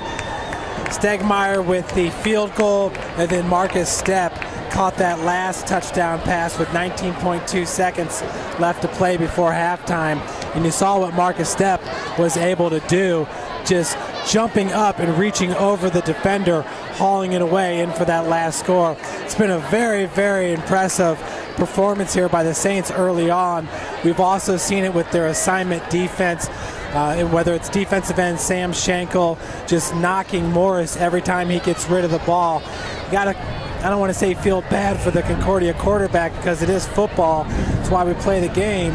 But definitely taking his licks back there in the offensive backfield has been number 12, Daniel Sparks. He's looked really good, though, as a junior. Yeah, lots of promise here for Coach Tim Manigal. Don't let the score fool you. Concordia is a very well-coached team. They have outstanding playmakers on the outside in the backfield with Kurlegrand. C.J. Morris outside. Peter Morrison, just a sophomore. Devin Sparks and Peterson Kurlegrand. Outstanding team that is Concordia. Just not able to put it together, Jeff. Couple pass plays to C.J. Morris, one to Morrison, where they just outside the reach of the wide receiver's hands. Could have been a difference in momentum and breaking that early run by Dwenger with getting their first 3 touchdowns on the board. Tim, Coach Schwarzkopf came out today and obviously made it a priority to shut down number 1 C.J. Morris, because they've got one of their better players, Zachary Norton, head up on C.J. Morris. Plus they're cheating their free safety, number 48, Austin Burns, over for the double team on Morris. So they're not going to make it easy on C.J. Now that being said, C.J. was double teamed, and that pass just floated about 2 yards outside of the end zone when he caught it right down there by the near pylon. But Dwenger doing a great job of taking away C.J. Morris in this game. And Kurlegrand, he's playing a fine game, Tim. He's getting the yards, and some of the yards that aren't there he's still able to pick up. But I'm pretty happy with the execution of Concordia. It's just that Dwenger's game plan and their overall just team depth has proven to be very tough here in the early goings. Again, the score is 38-6. That's the halftime score here at Zollner Stadium on the beautiful campus of Concordia High School. Concordia High School just sits behind us here where we're filming, just across the street. And Tim, we had a chance to talk to some of the Concordia fans, and they said, hey, the Catholics might get us in the fall, but the Lutherans usually get the Catholics back in the winter when it comes to basketball season. Now I know you and I have had a chance to call a few Concordia Cadet basketball games, and wow, pretty exciting when they had Thomas Starks and DJ McCall, and now with Paxton Bergdahl and their point guard Reggie Tharp. Yep. So a lot of fun. Now, all that being said, it was Dwenger last year that made a run on the basketball court with Grady Eifert and, of course, Fiacable. Tim, I saw that Mike Fiacable play when he was a freshman basketball player on the varsity team. They were playing Harding with VJ Beecham that year, and Fiacable came in the second half and really just kind of owned it. Scored a few points, would not let himself get pushed around by a more veteran Harding team.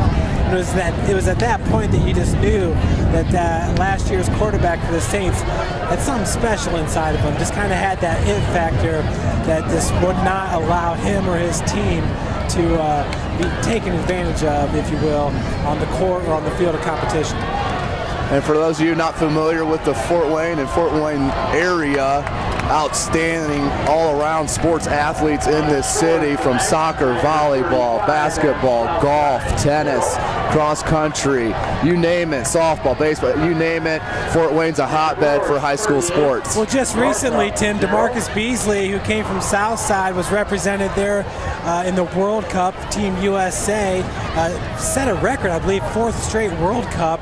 And now it's football season, and we got Tyler Eifert and Anthony Spencer, a lot of big names from this area playing in the league. Of course, Jason Fabini, we just saw him walking up the stands here. I believe a 12-year veteran in the NFL, played with the Cowboys, the Jets, and the Redskins. Before that, Rod Woodson, who's on the all-time team as a defensive and back. Hall of Famer. And Hall of Famer. So Fort Wayne, a town or a city of 250,000, does pretty well. Absolutely. Let's get this second half kicked off with the leg of David Peters. Kicks it deep. This is Kayanga. Morris looked like he wanted the pitch. Kayanga said no, and has a crease for a minute, and it gets tripped up and then finished off beautifully by number 14, Sam Schenkel. Sam Schenkel not only with the size, but boy, can he hit. Tim, that was a smack. You can hear it all the way up here. I liked how Morris found the seam and took off. Kick returner, like punt returner, is a scary position. It just is. But if you're going to have success, you got to run straight forward. Tim, I had the pleasure of watching one of the finest kick returners I've ever laid eyes upon. in Austin Coleman, who set the NAIA record for career kickoff returns for a touchdown. Of course, he was a Harding graduate. Product of St. Francis University. Trips to the far side. Sparks looking for Morris on the slant. Throws it. Morris just took his eyes off that. Looked to run before the catch, and ball went right off the face mask. Dropped harmlessly to the ground. Going to bring up 2nd and 10 for Concordia. And I think that's one of those situations where C.J. Morris is so used to having defenders draped on him in this game. He was wide open there, Tim. No one within 5 yards around him. I think it kind of shocked him. Definitely looks like they're playing a little bit more cushion on the outside, Jeff, on the wide receivers. Don't want to give up the big play here early in the second half to give Concordia too much momentum. So 2nd and 10, Saints up 38-6. Just the start of the third quarter. That's Sparks, flips to Curligan. Curligan gets tackled and spun down. That's going to be a loss. That's going to be a loss of about 1.5 yards as that went nowhere. Tim, bunch of Saints in on the tackle, led by number 51, David Peters, the linebacker who's been very, very active in this game. He also, I believe, is the center on the offensive line. And kickoff, kicker for the Saints. 11:15 to go in the third quarter. 3rd and 12. Concordia on their own 23-yard line. Definitely to do some work here with the first possession of the second half. They're going to go to their patent 4 wide. Dwenger, of course, rolls the safety to the near side on Morris's side. Looks down the middle for Sparks, just over the head of Devin Sparks was Daniel Sparks. That's going to bring up 4th and 12 from their own 23. It looks like we have a flag on the play. Good coverage there by number 48, Austin Burns, who, as a safety, he was the last man between the wide receiver and the goal line. That's what you want from your safety, but there is face mask. That's a huge call there on the Saints, as that's a face mask. That's going to be...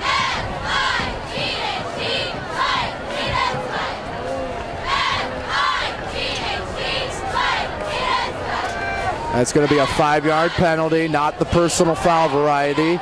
It's going to bring up 4th and 7 on the 29-yard line of Concordia. Tim, last week in the SAC it was East Noble 38, Northrop 13, Concordia 31, Northside 21, Dwenger 52, Southside 6, Snyder 31, Lures 27, Wayne 53, and Anderson 7. And Jeff, looks like they're going to come out. Oh, excuse me, it's 3rd and 6. I apologize. 3rd and 6 on their 29. 4 wide, Sparks. Ball over the head once again, just not feeling comfortable right now. Does Sparks look, as that's going to bring up 4th and 6 and bring out the punting squad. And Tim, I don't know if you noticed, but linebacker William Bloom there, just playing until the whistle. You know, as an offensive player, when you continually take those hits, next thing you know, you start alligator arming those passes and things like that because you know the hit's coming. This is assignment football played by the Bishop Dwenger defense, and it's just played to a T. Clark back deep, all alone this time.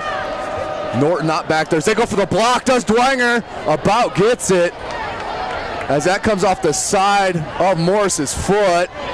Going to roll out over the 40-yard line to the 41. It's going to be 1st and 10 for the Saints on the 41-yard line of Concordia. Just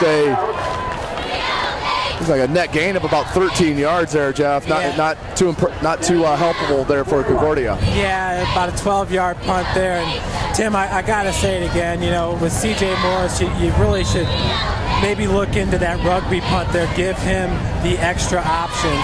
Plus, you know, I've talked to some athletic players who have punted in the rugby punt. They say sometimes punting on the run will add 5 to 10 yards to the punting average. So that brings up 1st and 10 for the Saints. That's Norton in motion. They're going to go option to the far side.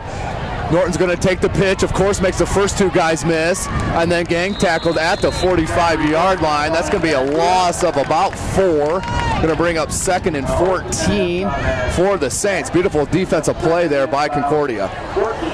Tim, around the Northeast Hoosier Conference last week, Belmont 45, Adams Central 13, Carroll 40, Goshen 7, Columbia City 33, Wabasee 21, DeKalb 26, Angola 7, East Noble, we already went over that score. Homestead 49, Huntington North 6. Wow, Homestead's offense is looking really good. And again, in the Northeast Hoosier Conference, all teams won last week as they start their conference schedule this week.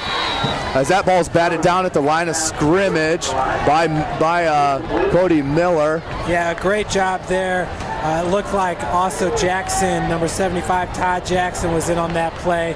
As you can see, he was a little upset. He wanted to bat that ball or tip it up and then intercept it himself. It's going to bring up 3rd and 14 for the Saints. Up 38-6, 9:51 to go in the third quarter. They're on Concordia's 45-yard line. 3 wide receivers, lone back for Miller. Cody Miller, number 11, the senior. Scramble to the near side. He's going to let it loose. Beautiful pass and catch, but they're going to call that out of bounds. But nice pass and catch there. Cody Miller to Philpott, just a little bit out. Tim, Cody Miller, I'm just amazed by his accuracy. Rolling out left, throwing across his body with the defender in his face, threw it right on the numbers. Now granted, that was really close to being a complete pass. If anything, his foot was right on the sideline when he caught it. But Cody Miller, he's quite the thrower. Brings up 4th down for the Saints. As Philpott lines up to punt. And Morris just ran on the field there late. Morris back deep. Fair catch called and dropped. Who recovered it? I think Concordia jumped right back on it.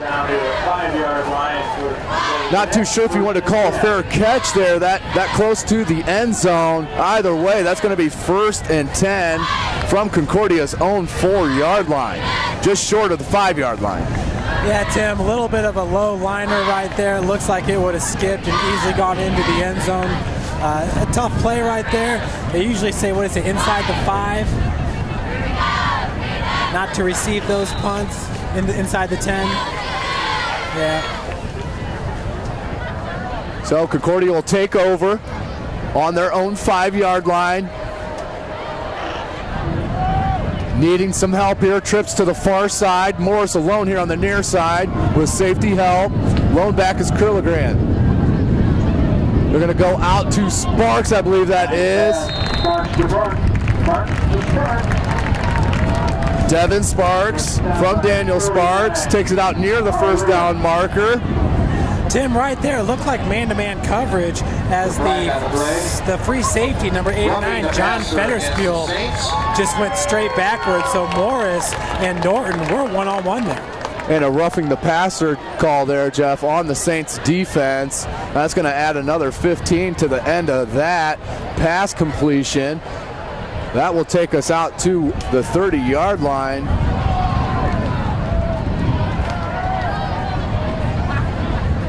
They're going to mark it at the 20. I'm sorry, they did it from the spot of the foul. Either way, 1st and 10 from their own 20. Concordia down by 32. Need to start making something happen. Trips to the near side, loaded wide receiver to the far side. Curligran in the backfield, takes the handoff, sidesteps, and goes nowhere. Tackled by about 3 Saints was Curligran, led by Sam Schenkel, of course, and a slew of Saints defenders. Yeah, also in on that was number 51, Peters. How many times have we mentioned number 51, David Peters, and Sam Schenkel today? A lot. A lot, absolutely. Bishop Dwenger, 2nd and 10 here. Next week in the SAC, these cadets will travel to take on a very good Wayne team in their first year, Coach Scott Shaw. Northside's going to be here to take on Dwenger. Northrop's traveling to Snyder. Southside traveling to Lewis. Once again, another great week of SAC action and Fort Wayne High School football action. Nice, about 5-yard out there for Concordia. It's going to take it out to the 25-yard line. Going to bring up 3rd and a long 5. 8:30 to go in the third quarter. 38-6 the score. Dwenger on top. Huge 3rd down here for Concordia, Jeff, as they need to convert this. Yeah, that was the Sparks connection right there. And it seems like Coach Manigault's really trying to get C.J. Morris isolated on his own. If we don't see this spread formation, we're seeing trips up top and then Morris all alone at the bottom. But here we have it spread out wide in the pistol.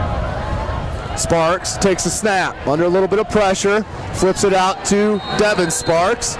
Gets near the first down marker. They're going to mark it short by about a half yard. It's going to be a gain of 4. Going to bring up 4th and 1 for Concordia.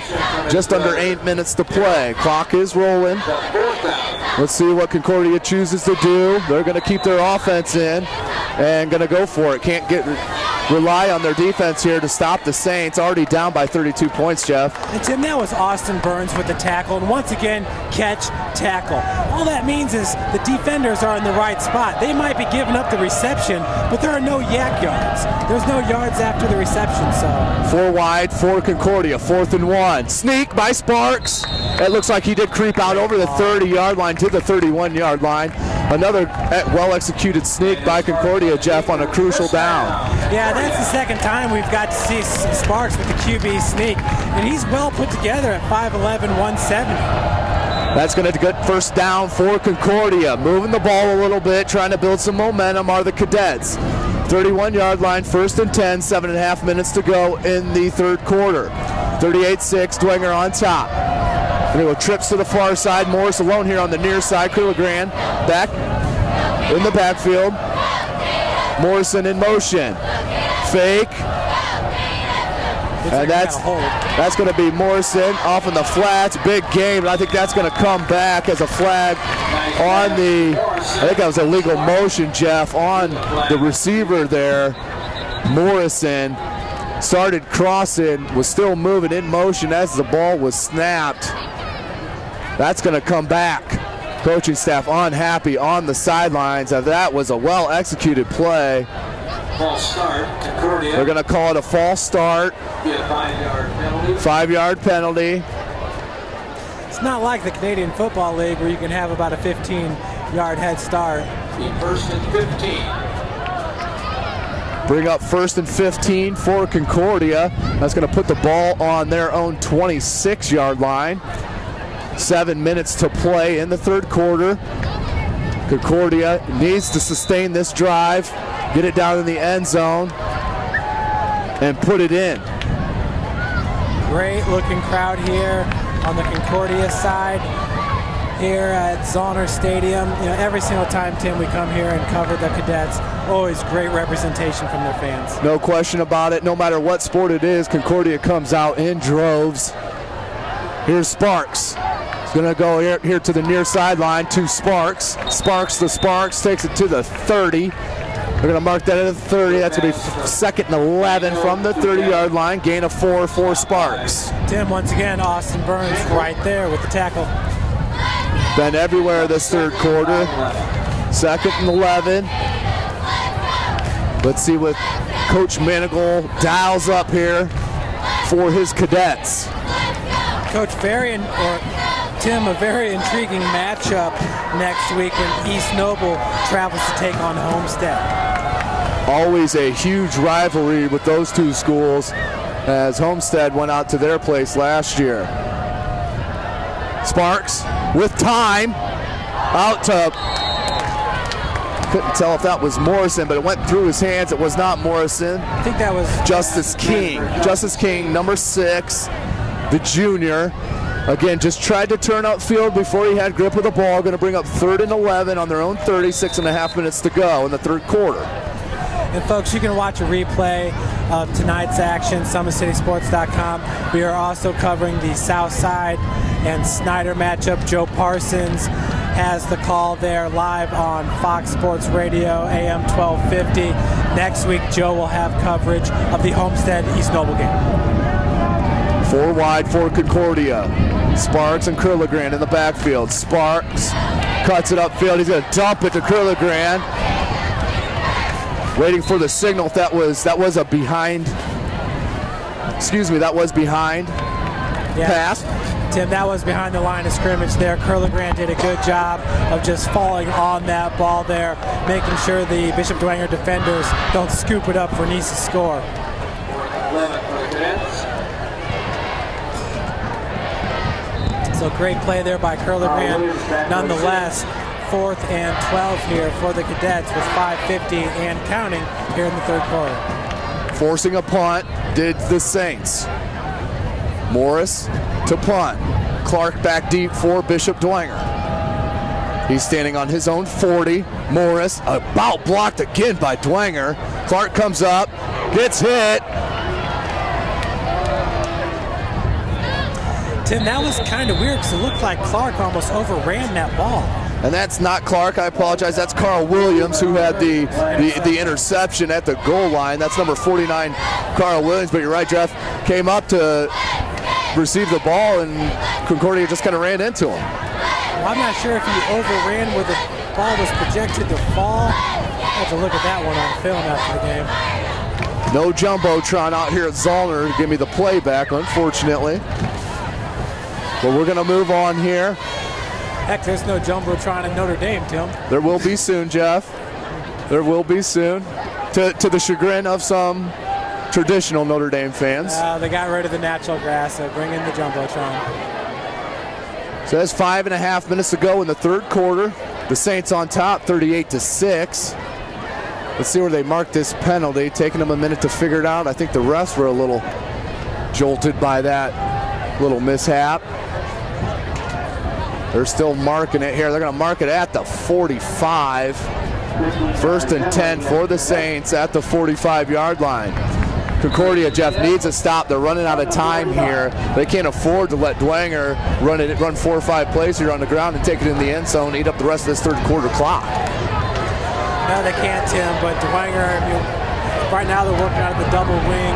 We got Gabbett, looks like he's lined up right behind the QB.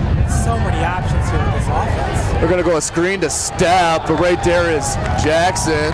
It's Todd Jackson. And Tim, Cody Miller is running this offense almost flawlessly. I'm really, really impressed. His footwork back in the pocket with switching sides and looking one way, coming back the other way is definitely confusing the Cadet defense. Going to bring up 2nd and 10, as that's no gain. And what they're able to do with this double wing formation, Norton just straight sprinting 5 yards back, giving Miller an option right there in the flats. He's got a running back, Gabbett, right behind him. As a defense, I don't know what to do against this offense. You got to pick your poison, that's for sure. Just under 5 minutes to go in the third quarter. Bishop Dwenger rolling. Cody Miller. He's going to hand off. Nope, fake handoff, pitches it. He's got some space. Beautiful run by Peyton Philpott. Cut it upfield when he saw the crease. Takes it out to about just over the 30-yard line, to the 30-yard line. Going to be a gain of 15 for Philpott. 1st and 10 for Dwenger. They're going to the hurry up. Tim, your classic triple option right there. That's where assignment football is so important for the defense. Who's got the dive man? Who's got the pitch man? Who's got the quarterback? Miller hands it to Gabbett. Gabbett lowers the shoulder. Gains a hard 3, maybe 4. They're going to mark it at the 27. Excuse me, 26. Yep, they will mark it 27. 2nd and 7. 4:15 to go in the third quarter. Bishop Dwenger on top, 38-6. Cody Miller from the pistol. Fake handoff, pitch again to Philpott. Same play as 2 ago. Good recovery defense by Concordia, and number 16 in black, that's Blade Harris, the junior, Jeff. Yeah, and it looks like there could have been a lot more to that play right there, except for Gabbett ran right in the back of Nick Fiacable, his blocker, number 24. Dwenger in the hurry up again. Miller from the pistol, 2 backs behind him, Gabbett and Norton. Hand off to Norton. Norton's going to kick it outside, then cuts it back out to the first down marker, and it looks like he carried his defenders, his tacklers, out over the 31 to about the 32-yard line. Very impressive runner is number 21, Zachary Norton, just a junior for the Saints. Yeah, Norton there following his lead blocker in Gabbett. The hole closed up quickly. He just bounced it out. And once he gets that momentum going, it's like you said, Tim, on first contact, he's going to drag that pile good 3-4 more yards. 1st and 10 from Concordia's 18. 3.5 minutes to play in the third quarter. Bishop Dwenger rolling. Gabbett, short handoff, maybe a gain of 1. And that was Jackson with the tackle there, number 75 for the Cadets, Todd Jackson. 2nd and 9. Bishop Dwenger, just under 3 minutes to go. 2 wide receivers, 2 backs. Cody Miller barking out the count. Hand off to Gabbett. Gabbett's got some space, gonna take it to the end zone and walk in. It does! Another rushing touchdown for Bishop Dwenger. Their 4th rushing touchdown of the game, as Gabbett had a lot of green on that side, makes one guy miss. The next guy doesn't touch him as he's crossing the goal line, puts him up 44-6. Dwenger's running game is outstanding today, Jeff.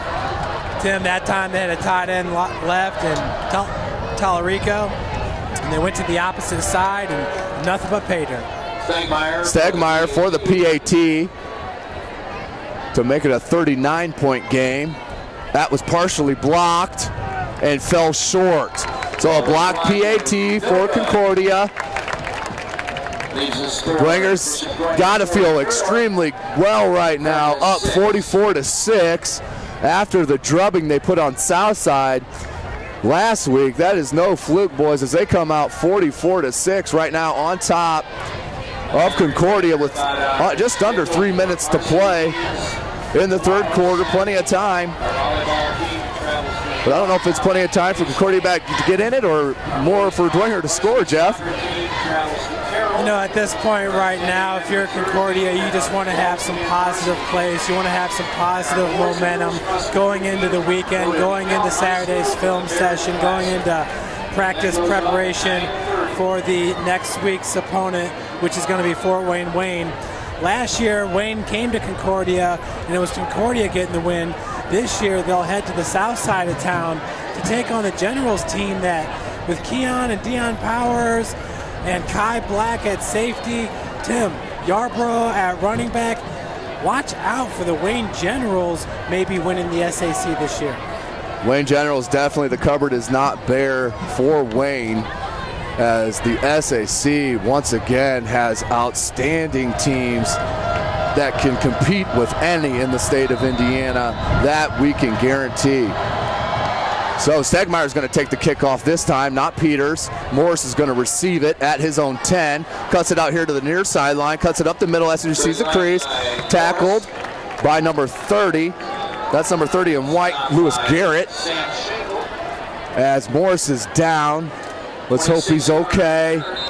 Outstanding player and talent is CJ Morris, number 1. Official timeout. Have an official timeout on the field.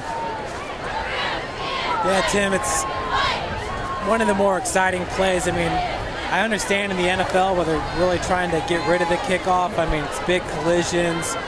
We just saw it right there with CJ Morris.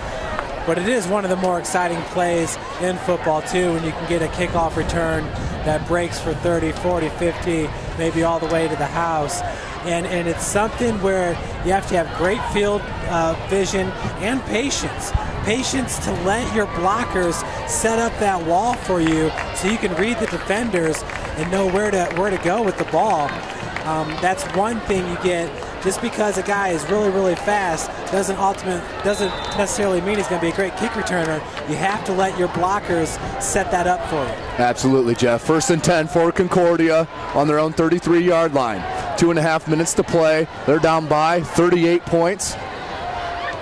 Ball's thrown just behind number 7, Drew Bordner, the sophomore. Just couldn't come up with it, but not a bad pass by Sparks. He just seems to be a little bit off on his timing tonight, Jeff. That could be after the huge pounding he's taken in the first half. Yeah, Tim, he's taken a lot of hits in the backfield, whether it's Peters, whether it's Schenkel, and both those guys are out of the game now for the Saints. Sam Schenkel is out, and replacing him is number 46, Alex Grotmat. Yeah, it looks like Coach Schwarzkopf has gone to the 2nd string here on defense, as Sparks rolls out to the far side. Looks down the middle and once again just throws it behind Morrison. Peter Morrison, the sophomore, just a tad. He's going to bring up 3rd and 10 from their own 33-yard line. 2:24 to go in the 3rd quarter. It almost seems like Sparks is out there playing like Sam Schenkel's still in the game. Yeah, needs to relax a little bit. Plenty of time. A lot more time back there with Sam Schenkel out of the game, and Marcus Stepp and the slew, David Peterson, the slew of defensive talent that Bishop Dwenger has thrown around on the field today. So 3rd and 10, 2:24 to go in the third quarter. Bishop Dwenger in control, 44-6. Sparks from the pistol. Takes a snap. They're going to go screen here to Kurlegrand. Kurlegrand takes it out near the 45, just short of the 45. And they'll go ahead and mark it right at the 45. That's a first down, gain of 12 by Kurlegrand. Outstanding is Kurlegrand, Jeff. And just a sophomore, I'm excited by what Concordia has here in number 4 in Peterson Kurlegrand. Tim, he saw his seam right there, and he's got that extra burst. You can't teach something like that. It's just something that's inside you.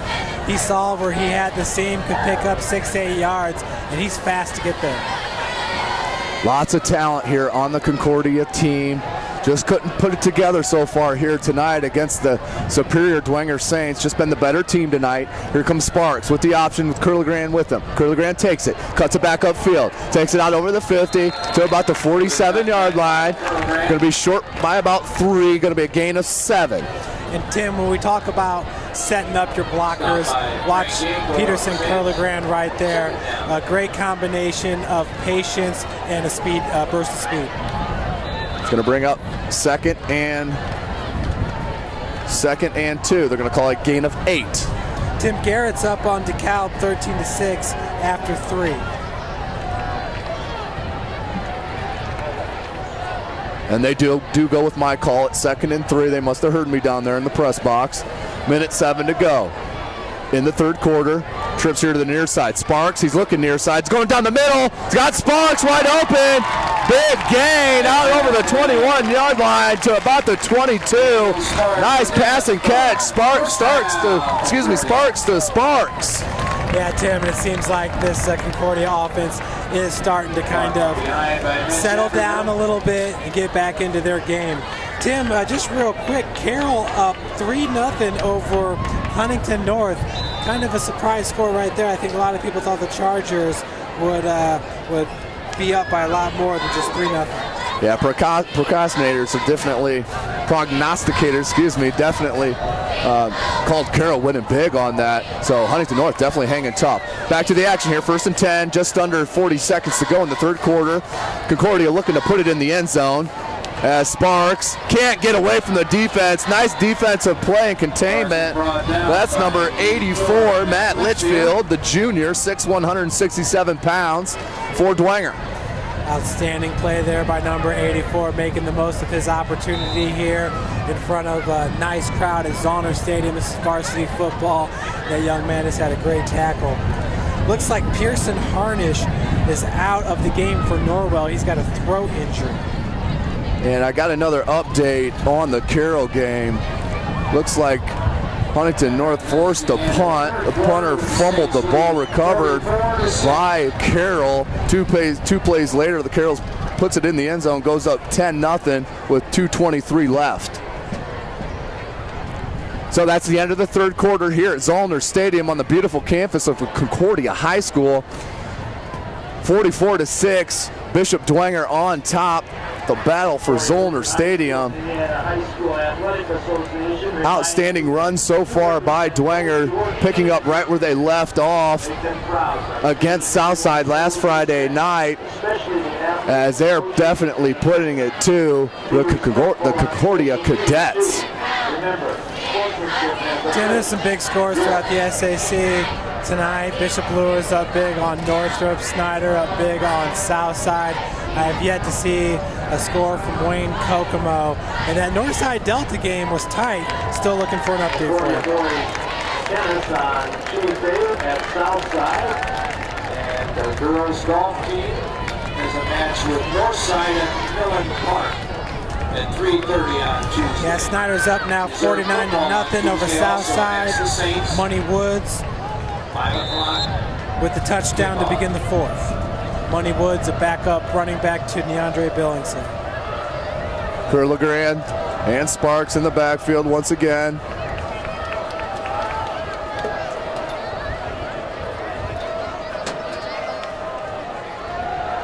Sparks looking to pass, going down the seam to Morris. Oh, just out of the hands of Peter Morrison. Great looking pass play by Sparks. Just needs a little help from his wide receivers here tonight, and this could have been a different ball game. Yeah, good defense there in the defensive backfield by number 42, Bill Backstrom, senior linebacker at 5'11", 176, getting in the action.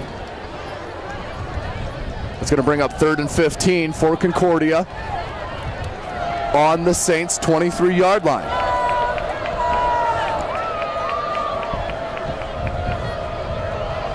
Trips here to the near side. Morris alone on the far side. Sparks is going to look down the seam. Same play to Morrison. This time Morrison goes up and comes down with the catch. Nice little seam route, 23-yard pass touchdown from Sparks to Morrison. Yeah, what a great play, like you said, right up the seam, looked like the exact same play from before. This time Peter Morrison was able to get his hands on it, and the accuracy starting to really show through for number 12, Daniel Sparks now, who feels like the game's starting to come to him a little bit more here to start the fourth. Definitely help without the beast on the defensive first unit for Dwenger out here to start the fourth quarter, but Sparks, the ever-ready competitor, keeps plugging at it. Never say die attitude, trying to pull his team back to a respectable score here. Give nothing to respect to Concordia in the battle here. Thought they might go for two there for a second, but Peter Morrison's out for the PAT. Tim, sometimes it's just good to get these reps underneath your belt in a game like this. Absolutely, and that one is up through the uprights. That's going to push, take the lead, 44-13, 11:45 to go in the ball game. Saints still in control, but Concordia still showing a little life and fortitude. It'll be interesting to see if the sophomore Hauk comes out in quarterback for the Saints. Number 10, Nick Hauk, 5'9", 132-pound sophomore. Got some action last week in the Southside game for Coach Schwarzkopf. Yeah, Coach Schwarzkopf and his staff has to be pretty pleased with the execution that you've talked about all game, Jeff, with the assignment football by Dwenger. Just controlling Concordia on all aspects of the game. Yeah, that's really the truth, Tim, especially when you look at the Concordia punt game and how they've struggled. Dwenger getting in there with the block PAT.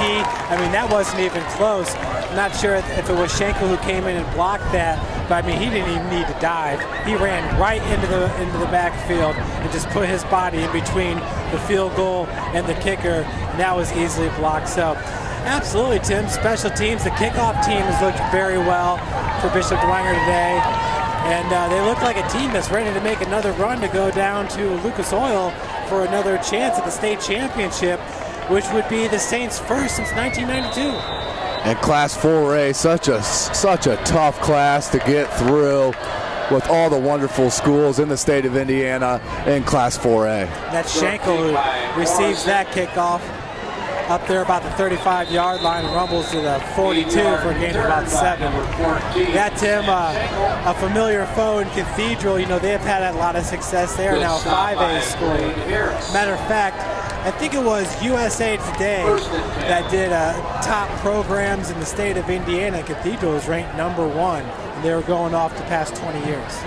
That's not surprising. Anybody that follows high school football in the state of Indiana. Yeah, and Tim, one of the reasons you're able to make that assessment is because of the great website, johnherald.net, who covers girls basketball, boys basketball, and football. I'm telling you, in the country, it's one of the best. Joe Stegmeyer is going to come in and breathe the new quarterback for the Saints. He hands it off up the middle. That's Peyton Kimes, the senior. Takes it out for about a gain of, we're going to call it a gain of 2. Going to bring up 2nd and 8. That's a gain of 4, apologize. Curly Grand still in there. It looks like, for the most part, the Cadets still got their starting defense out on the field, which is good, too. let the guys build up some confidence here going into the weekend, and once again prepping for their big game next week, Tim. Big game. 2nd and 6 on the 45-yard line of their own, the Saints. Motion, handoff, nope, fake handoff, pitch, just a little hard on the pitch, and that's going to pop right out of bounds at the 40. That's going to be a loss of 5 yards. Going to bring up 3rd and 11. Just a little too hard of a pitch there by Stegmeyer. A little bit of an understatement, but Jack Harris was the running back who was looking to be the recipient there. And that's just one of those things, Tim, where you are so amped to get into a varsity game. I know when I was playing JV ball, mostly special teams, when I got a chance to get on the field on offense or the defensive side, you're pumped. It's a great feeling. It's what we do it for. It's a fun feeling under the lights here, Friday Night Lights. 3rd and 11 from their own 40 are the Saints. Handoff, Kimes cuts it up the middle, lowers his shoulder, runs over the defender, takes it out near the 40-yard line. Peyton Kimes, beautiful run, just showing the depth here that Coach Schwarzkopf has and his Bishop Dwenger Saints. Tim, at 6 foot 180, Kimes is a load to bring down. He can lower the shoulder and drop the boom as he just showed right there. Schwarzkopf and the Saints definitely have a lot of depth. You know, I'm surprised with how many players go 2 ways for the Saints in that starting lineup, but there's some good players. Looks like Podshine, the sophomore, Blake Podshine's in the ball game, number 10. Number 15, Blake Podshine. Bad snap over the head, recovered by number 36, Jack Harris. Covered by Jack Harris. 9.5 minutes to go in the ball game. Saints in control, 44-13. That's going to bring up a long way on 2nd down. We'll call it 2nd and 27 on their own 42-yard line for the Saints. This is always an interesting situation for the JV players too, because if a JV starter racks up maybe 2 quarters of play in the varsity game, then they have to sit out maybe 3 quarters in the JV game, so it gives more players an opportunity to play. Nice little play there by the Saints. Pitch to number 32.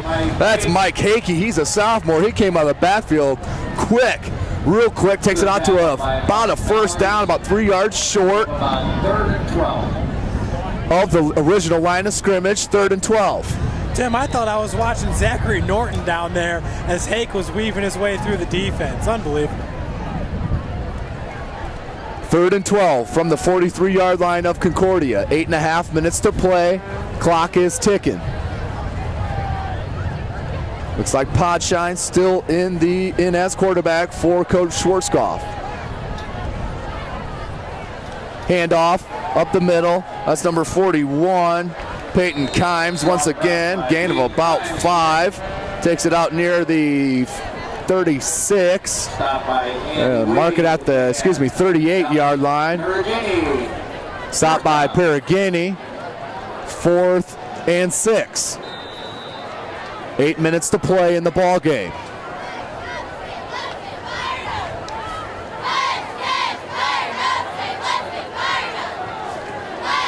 Too wide for the Saints. Stegmeyer back in as quarterback.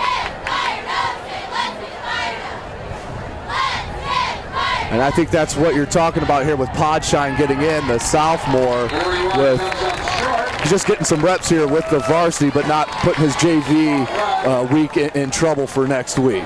But Tim, that can also be a plus, you know, if established JV starter has to sit out a few quarters, gives another young man an opportunity to step up and play. Every once in a while, an athlete's abilities aren't always shown on the practice field, if you will. They can just have that extra juice when the game starts. But for the most part, I mean, the coaches know what they have in a roster. It's just nice when more guys are able to get on the field. Absolutely, Jeff. 1st and 10 for Concordia. 7.5 minutes to play in the ball game. Bishop Dwenger in control.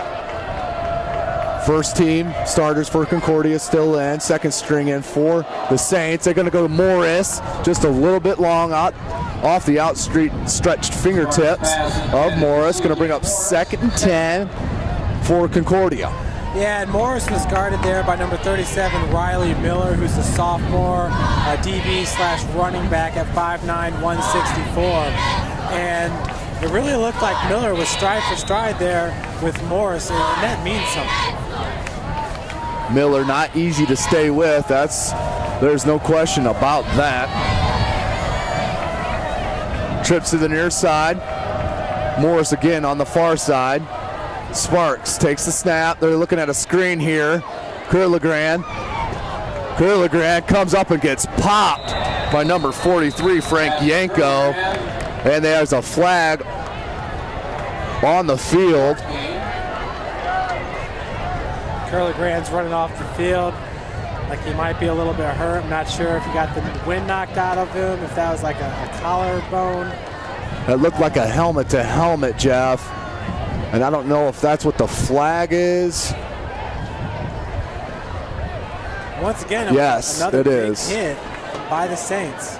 That's a personal foul, helmet to helmet's what they're calling that. It's 15-yard penalty as Kurlegrand had to come off the sideline. Tough kid is Kurlegrand. Just a sophomore.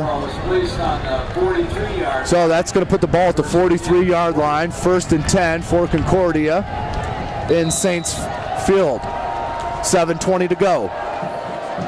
44-13 the score. Sparks looking for an opening. Sparks takes control, buys time. Popped over to Morris. Almost batted down by number 37, Riley Miller, younger brother of Cody Miller. Almost knocked down, but picked up by C.J. Morris. There's that concentration again that C.J. Morris shows. No doubt, Tim. I'm looking at the replacement for Kurlegrand. I believe it's number 16, Blade Harris. And he was out there looking for somebody to hit.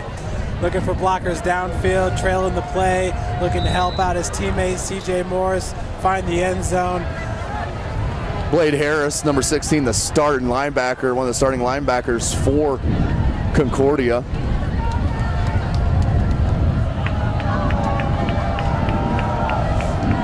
Seven minutes to play. 1st and 10 for Concordia on the Bishop Dwenger 25-yard line. Handoff. And gang tackled by the Saints right at the 21-yard line. Stopped by Littlejohn for the Saints. Going to bring up 2nd down and 6. Ball's placed at the 21-yard line. 6:40 to go in the ball game. Bishop Dwenger been in control since the opening kick and opening drive. 4 wideouts for Concordia. Pressure by the Saints. Sparks, nice play by Sparks as he felt the pressure from behind him, Jeff. Just shows the maturity for the young junior to feel the pressure and to cut it up the field and make a smart sliding dive. Yeah, and there's no doubt about that heads-up play there by the quarterback, especially when you've been taking the hits that you've been taking all day today. Trailing on the play was number 61, Matt Winklejohn, who is a senior at 6'4", 200. Tim, that was tough. Some of the fans here in the Concordia section wanted a late hit as he was just trailing the play. I think if it's NFL, yeah, you might get that call. Here in high school, looked pretty clean. I agree, Jeff. Here's Concordia, 3rd and 1. They're not going to get it. They will not get it. That was Blade Harris on the run. Stopped short. May have lost a yard, Jeff. Let's see where they mark it. Yeah. Either way, it's going to bring up 4th down, Jeff. Yeah, that was number 67, Marty Pettenberg, the senior at 5'8", 232.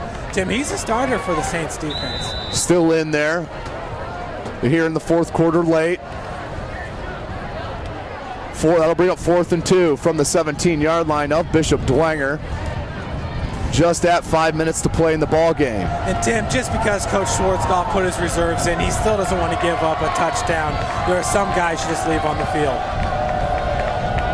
Concordia, Sparks takes a snap.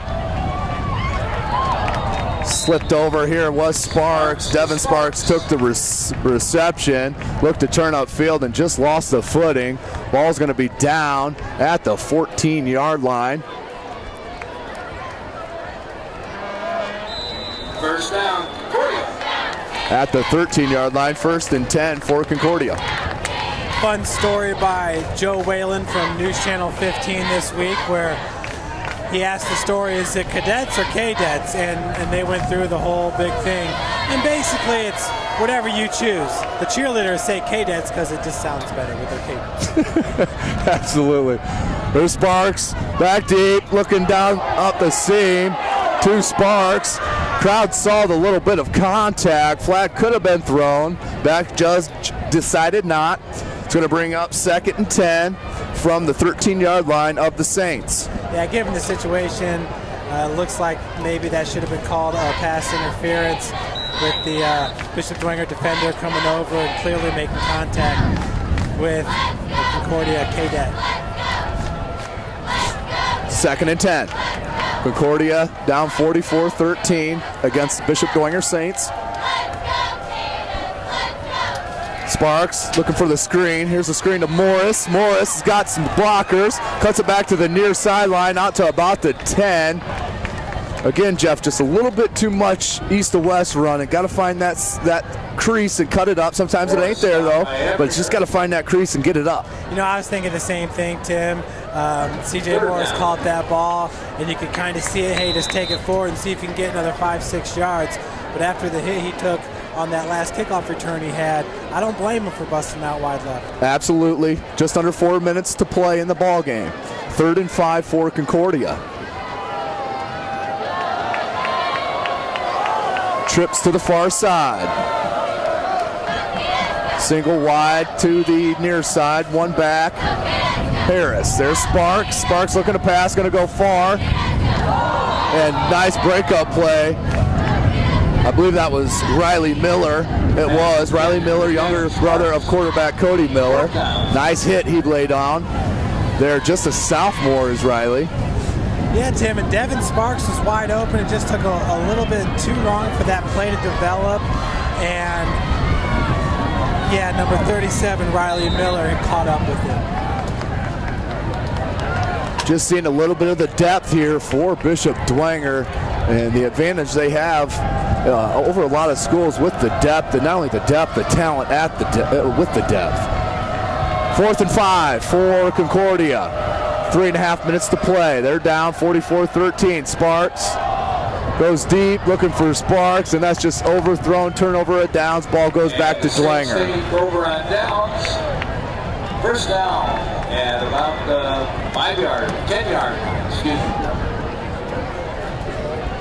Once again, Jeff, Dwenger just coming out after the drubbing they put on Southside last week, coming out and showing everyone right away that this is not a fluke. They're not missing Mike Fiacable.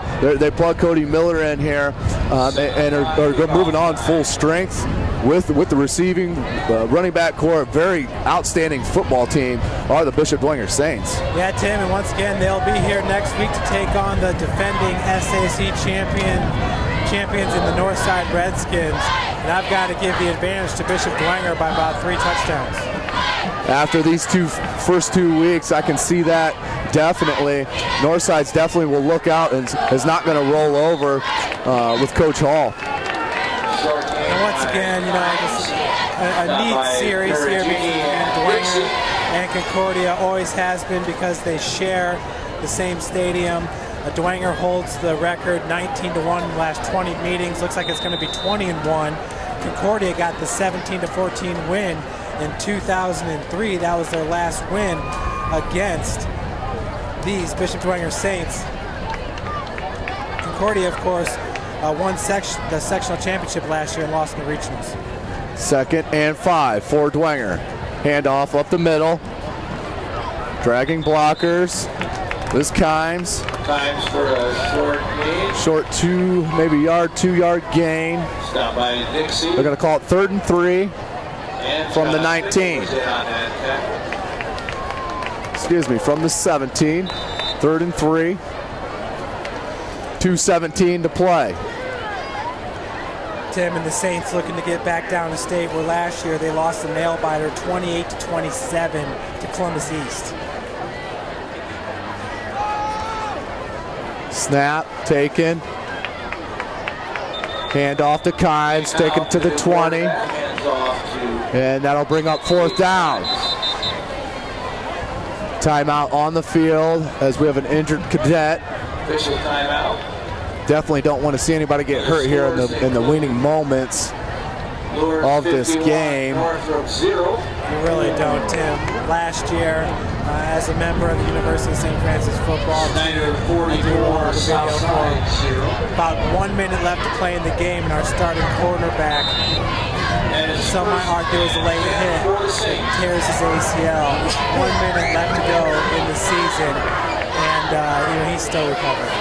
They mark that as a 1st down, 1st and 10 for Dwenger on the 20.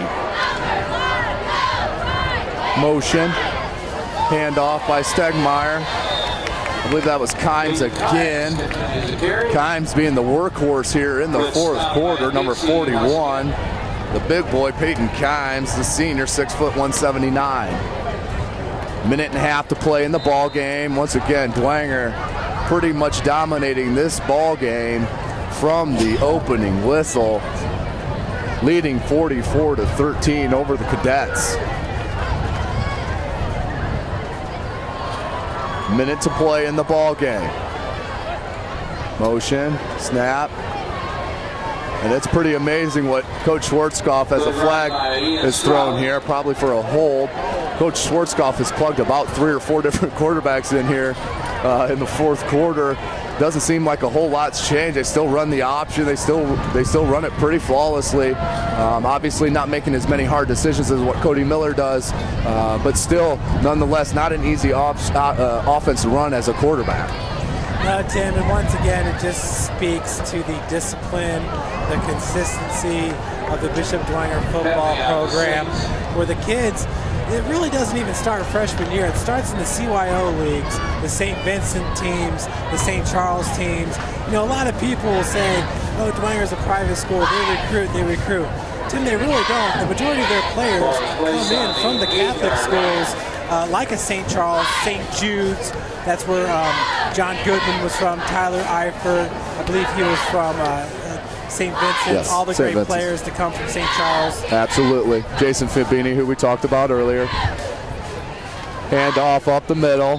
Dwenger just trying to run the clock out here. And again, at the end of the broadcast here, I'll hop down on the field to get you some interviews with the coaching staff and hopefully grab a couple players for you. Again, thanks for joining us, SummitCitySports.com. 20 seconds to play, 44-13.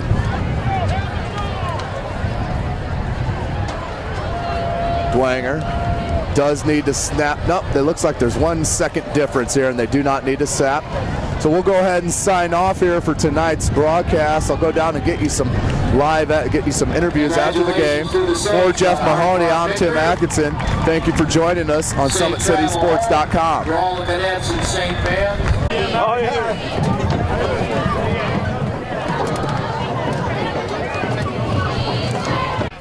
Coach, outstanding game tonight. Came out with the passion right off the jump, running on the heels of Zach Norton. Tell me a little bit about this kid. Zach's a good football player. He's got really good speed, good instincts. We had another tailback last year and thought, well, when that young man graduates, we sure would like to see what this guy could do. We started him every game last year as a corner, and he's a very good athlete. Later on in the season, he became a dangerous kick return man for us. So let's take a look at him at tailback and see what happens. And he's got some stuff. And not only him, Coach, you plug Cody Miller right in from Michael Field. He runs your option. His footwork is outstanding. Throwing the ball very well. Tell me a little bit about Cody Miller and what you like about him. Well, Cody's got a lot of experience. When Mike got injured, he was the guy. And he's been waiting in the wings and playing number 2 all last year. And he's good, very good quarterback. Wouldn't trade him. Can you talk a little bit about your defense and Marcus Step and Schenkel? There's some big hits. Well. They played. They came ready to play. They're physical. Thought they read pretty well. You know, we didn't get the pass rush we'd like to get, but as far as play in the secondary and at linebacker, I thought it was pretty good. Thank you, Coach. I appreciate it. Good luck next week. All right. Thank you very much. Coach? Right now? Daniel Sparks, number 12. Position? Quarterback. Great game here for you, Sparks. It looked like, I know not exactly what you wanted, but you took an awful lot of hits there in the first half. Could you tell me about the pressure that the Saints were coming at you with? They were coming really hard in the first half. I was getting hit almost every play, so we just got to get ready, and it's just a tough loss. Disappointing loss, obviously. What are you guys going to build from the loss and take away and move on to next week to get the ship back righted? I think we just got to work harder. I mean, it's practice. I mean, it was kind of, I don't think we had the intensity there like we did the first week because we beat Northside. I think we got lackadaisical. I think next week we'll come back even stronger and probably beat North Wayne. Good luck and good luck the rest of the season. Thank you. Thanks, man. Appreciate it. Zachary Norton, great game today. 3 touchdowns there in the first half. Could you see the open lanes from the beginning of the game? Take me back to at least the first one. Oh yeah. You know, we had a game plan coming out. You know, receivers, linemen, they did a great job opening it up. Really, I couldn't have done it without them. Awesome. Going on now, you guys really dominated Southside. Dominated Concordia. Is this the type of effort you expect and the type of outcomes you expect on the scoreboard most of this SA season? How do you feel about your team overall? Well, no matter what the outcome, the effort has to still be this, and it has to even increase. You know, every week we got to get better. We got Northside next week, and they're a tough opponent, so we got to come out and get ready for them. Now, do you get tired at all playing offense and defense? I mean, 3 touchdowns, playing cornerback, trying to lock up C.J. Morris, so you're on their best wide receiver, doing a lot with a little bit of safety help there towards the end, but a lot of it on one-on-one coverage.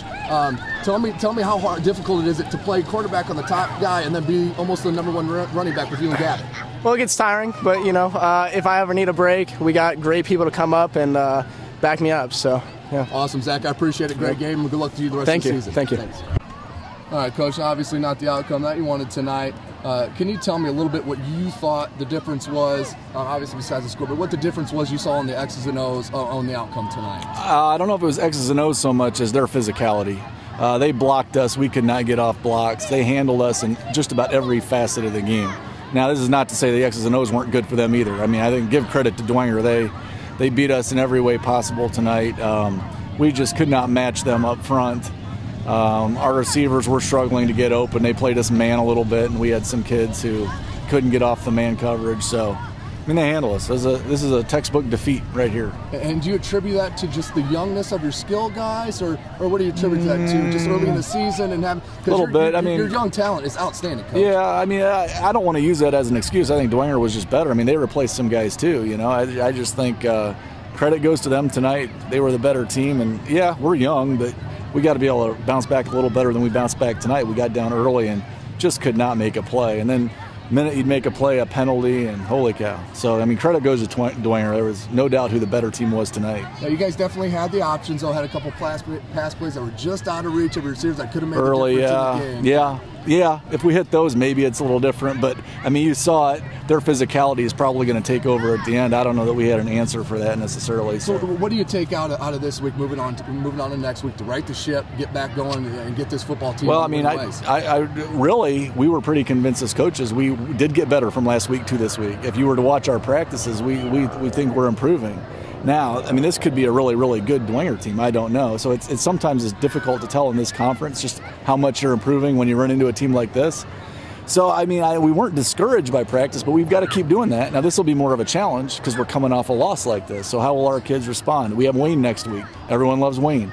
You know, so there's going to be another tough game. They're all tough in this conference. We got to keep another physical team. Yeah, and speed and athletes. So we got to keep working hard at it. Awesome. Good luck the rest of the season, Coach. I appreciate it. Thank you.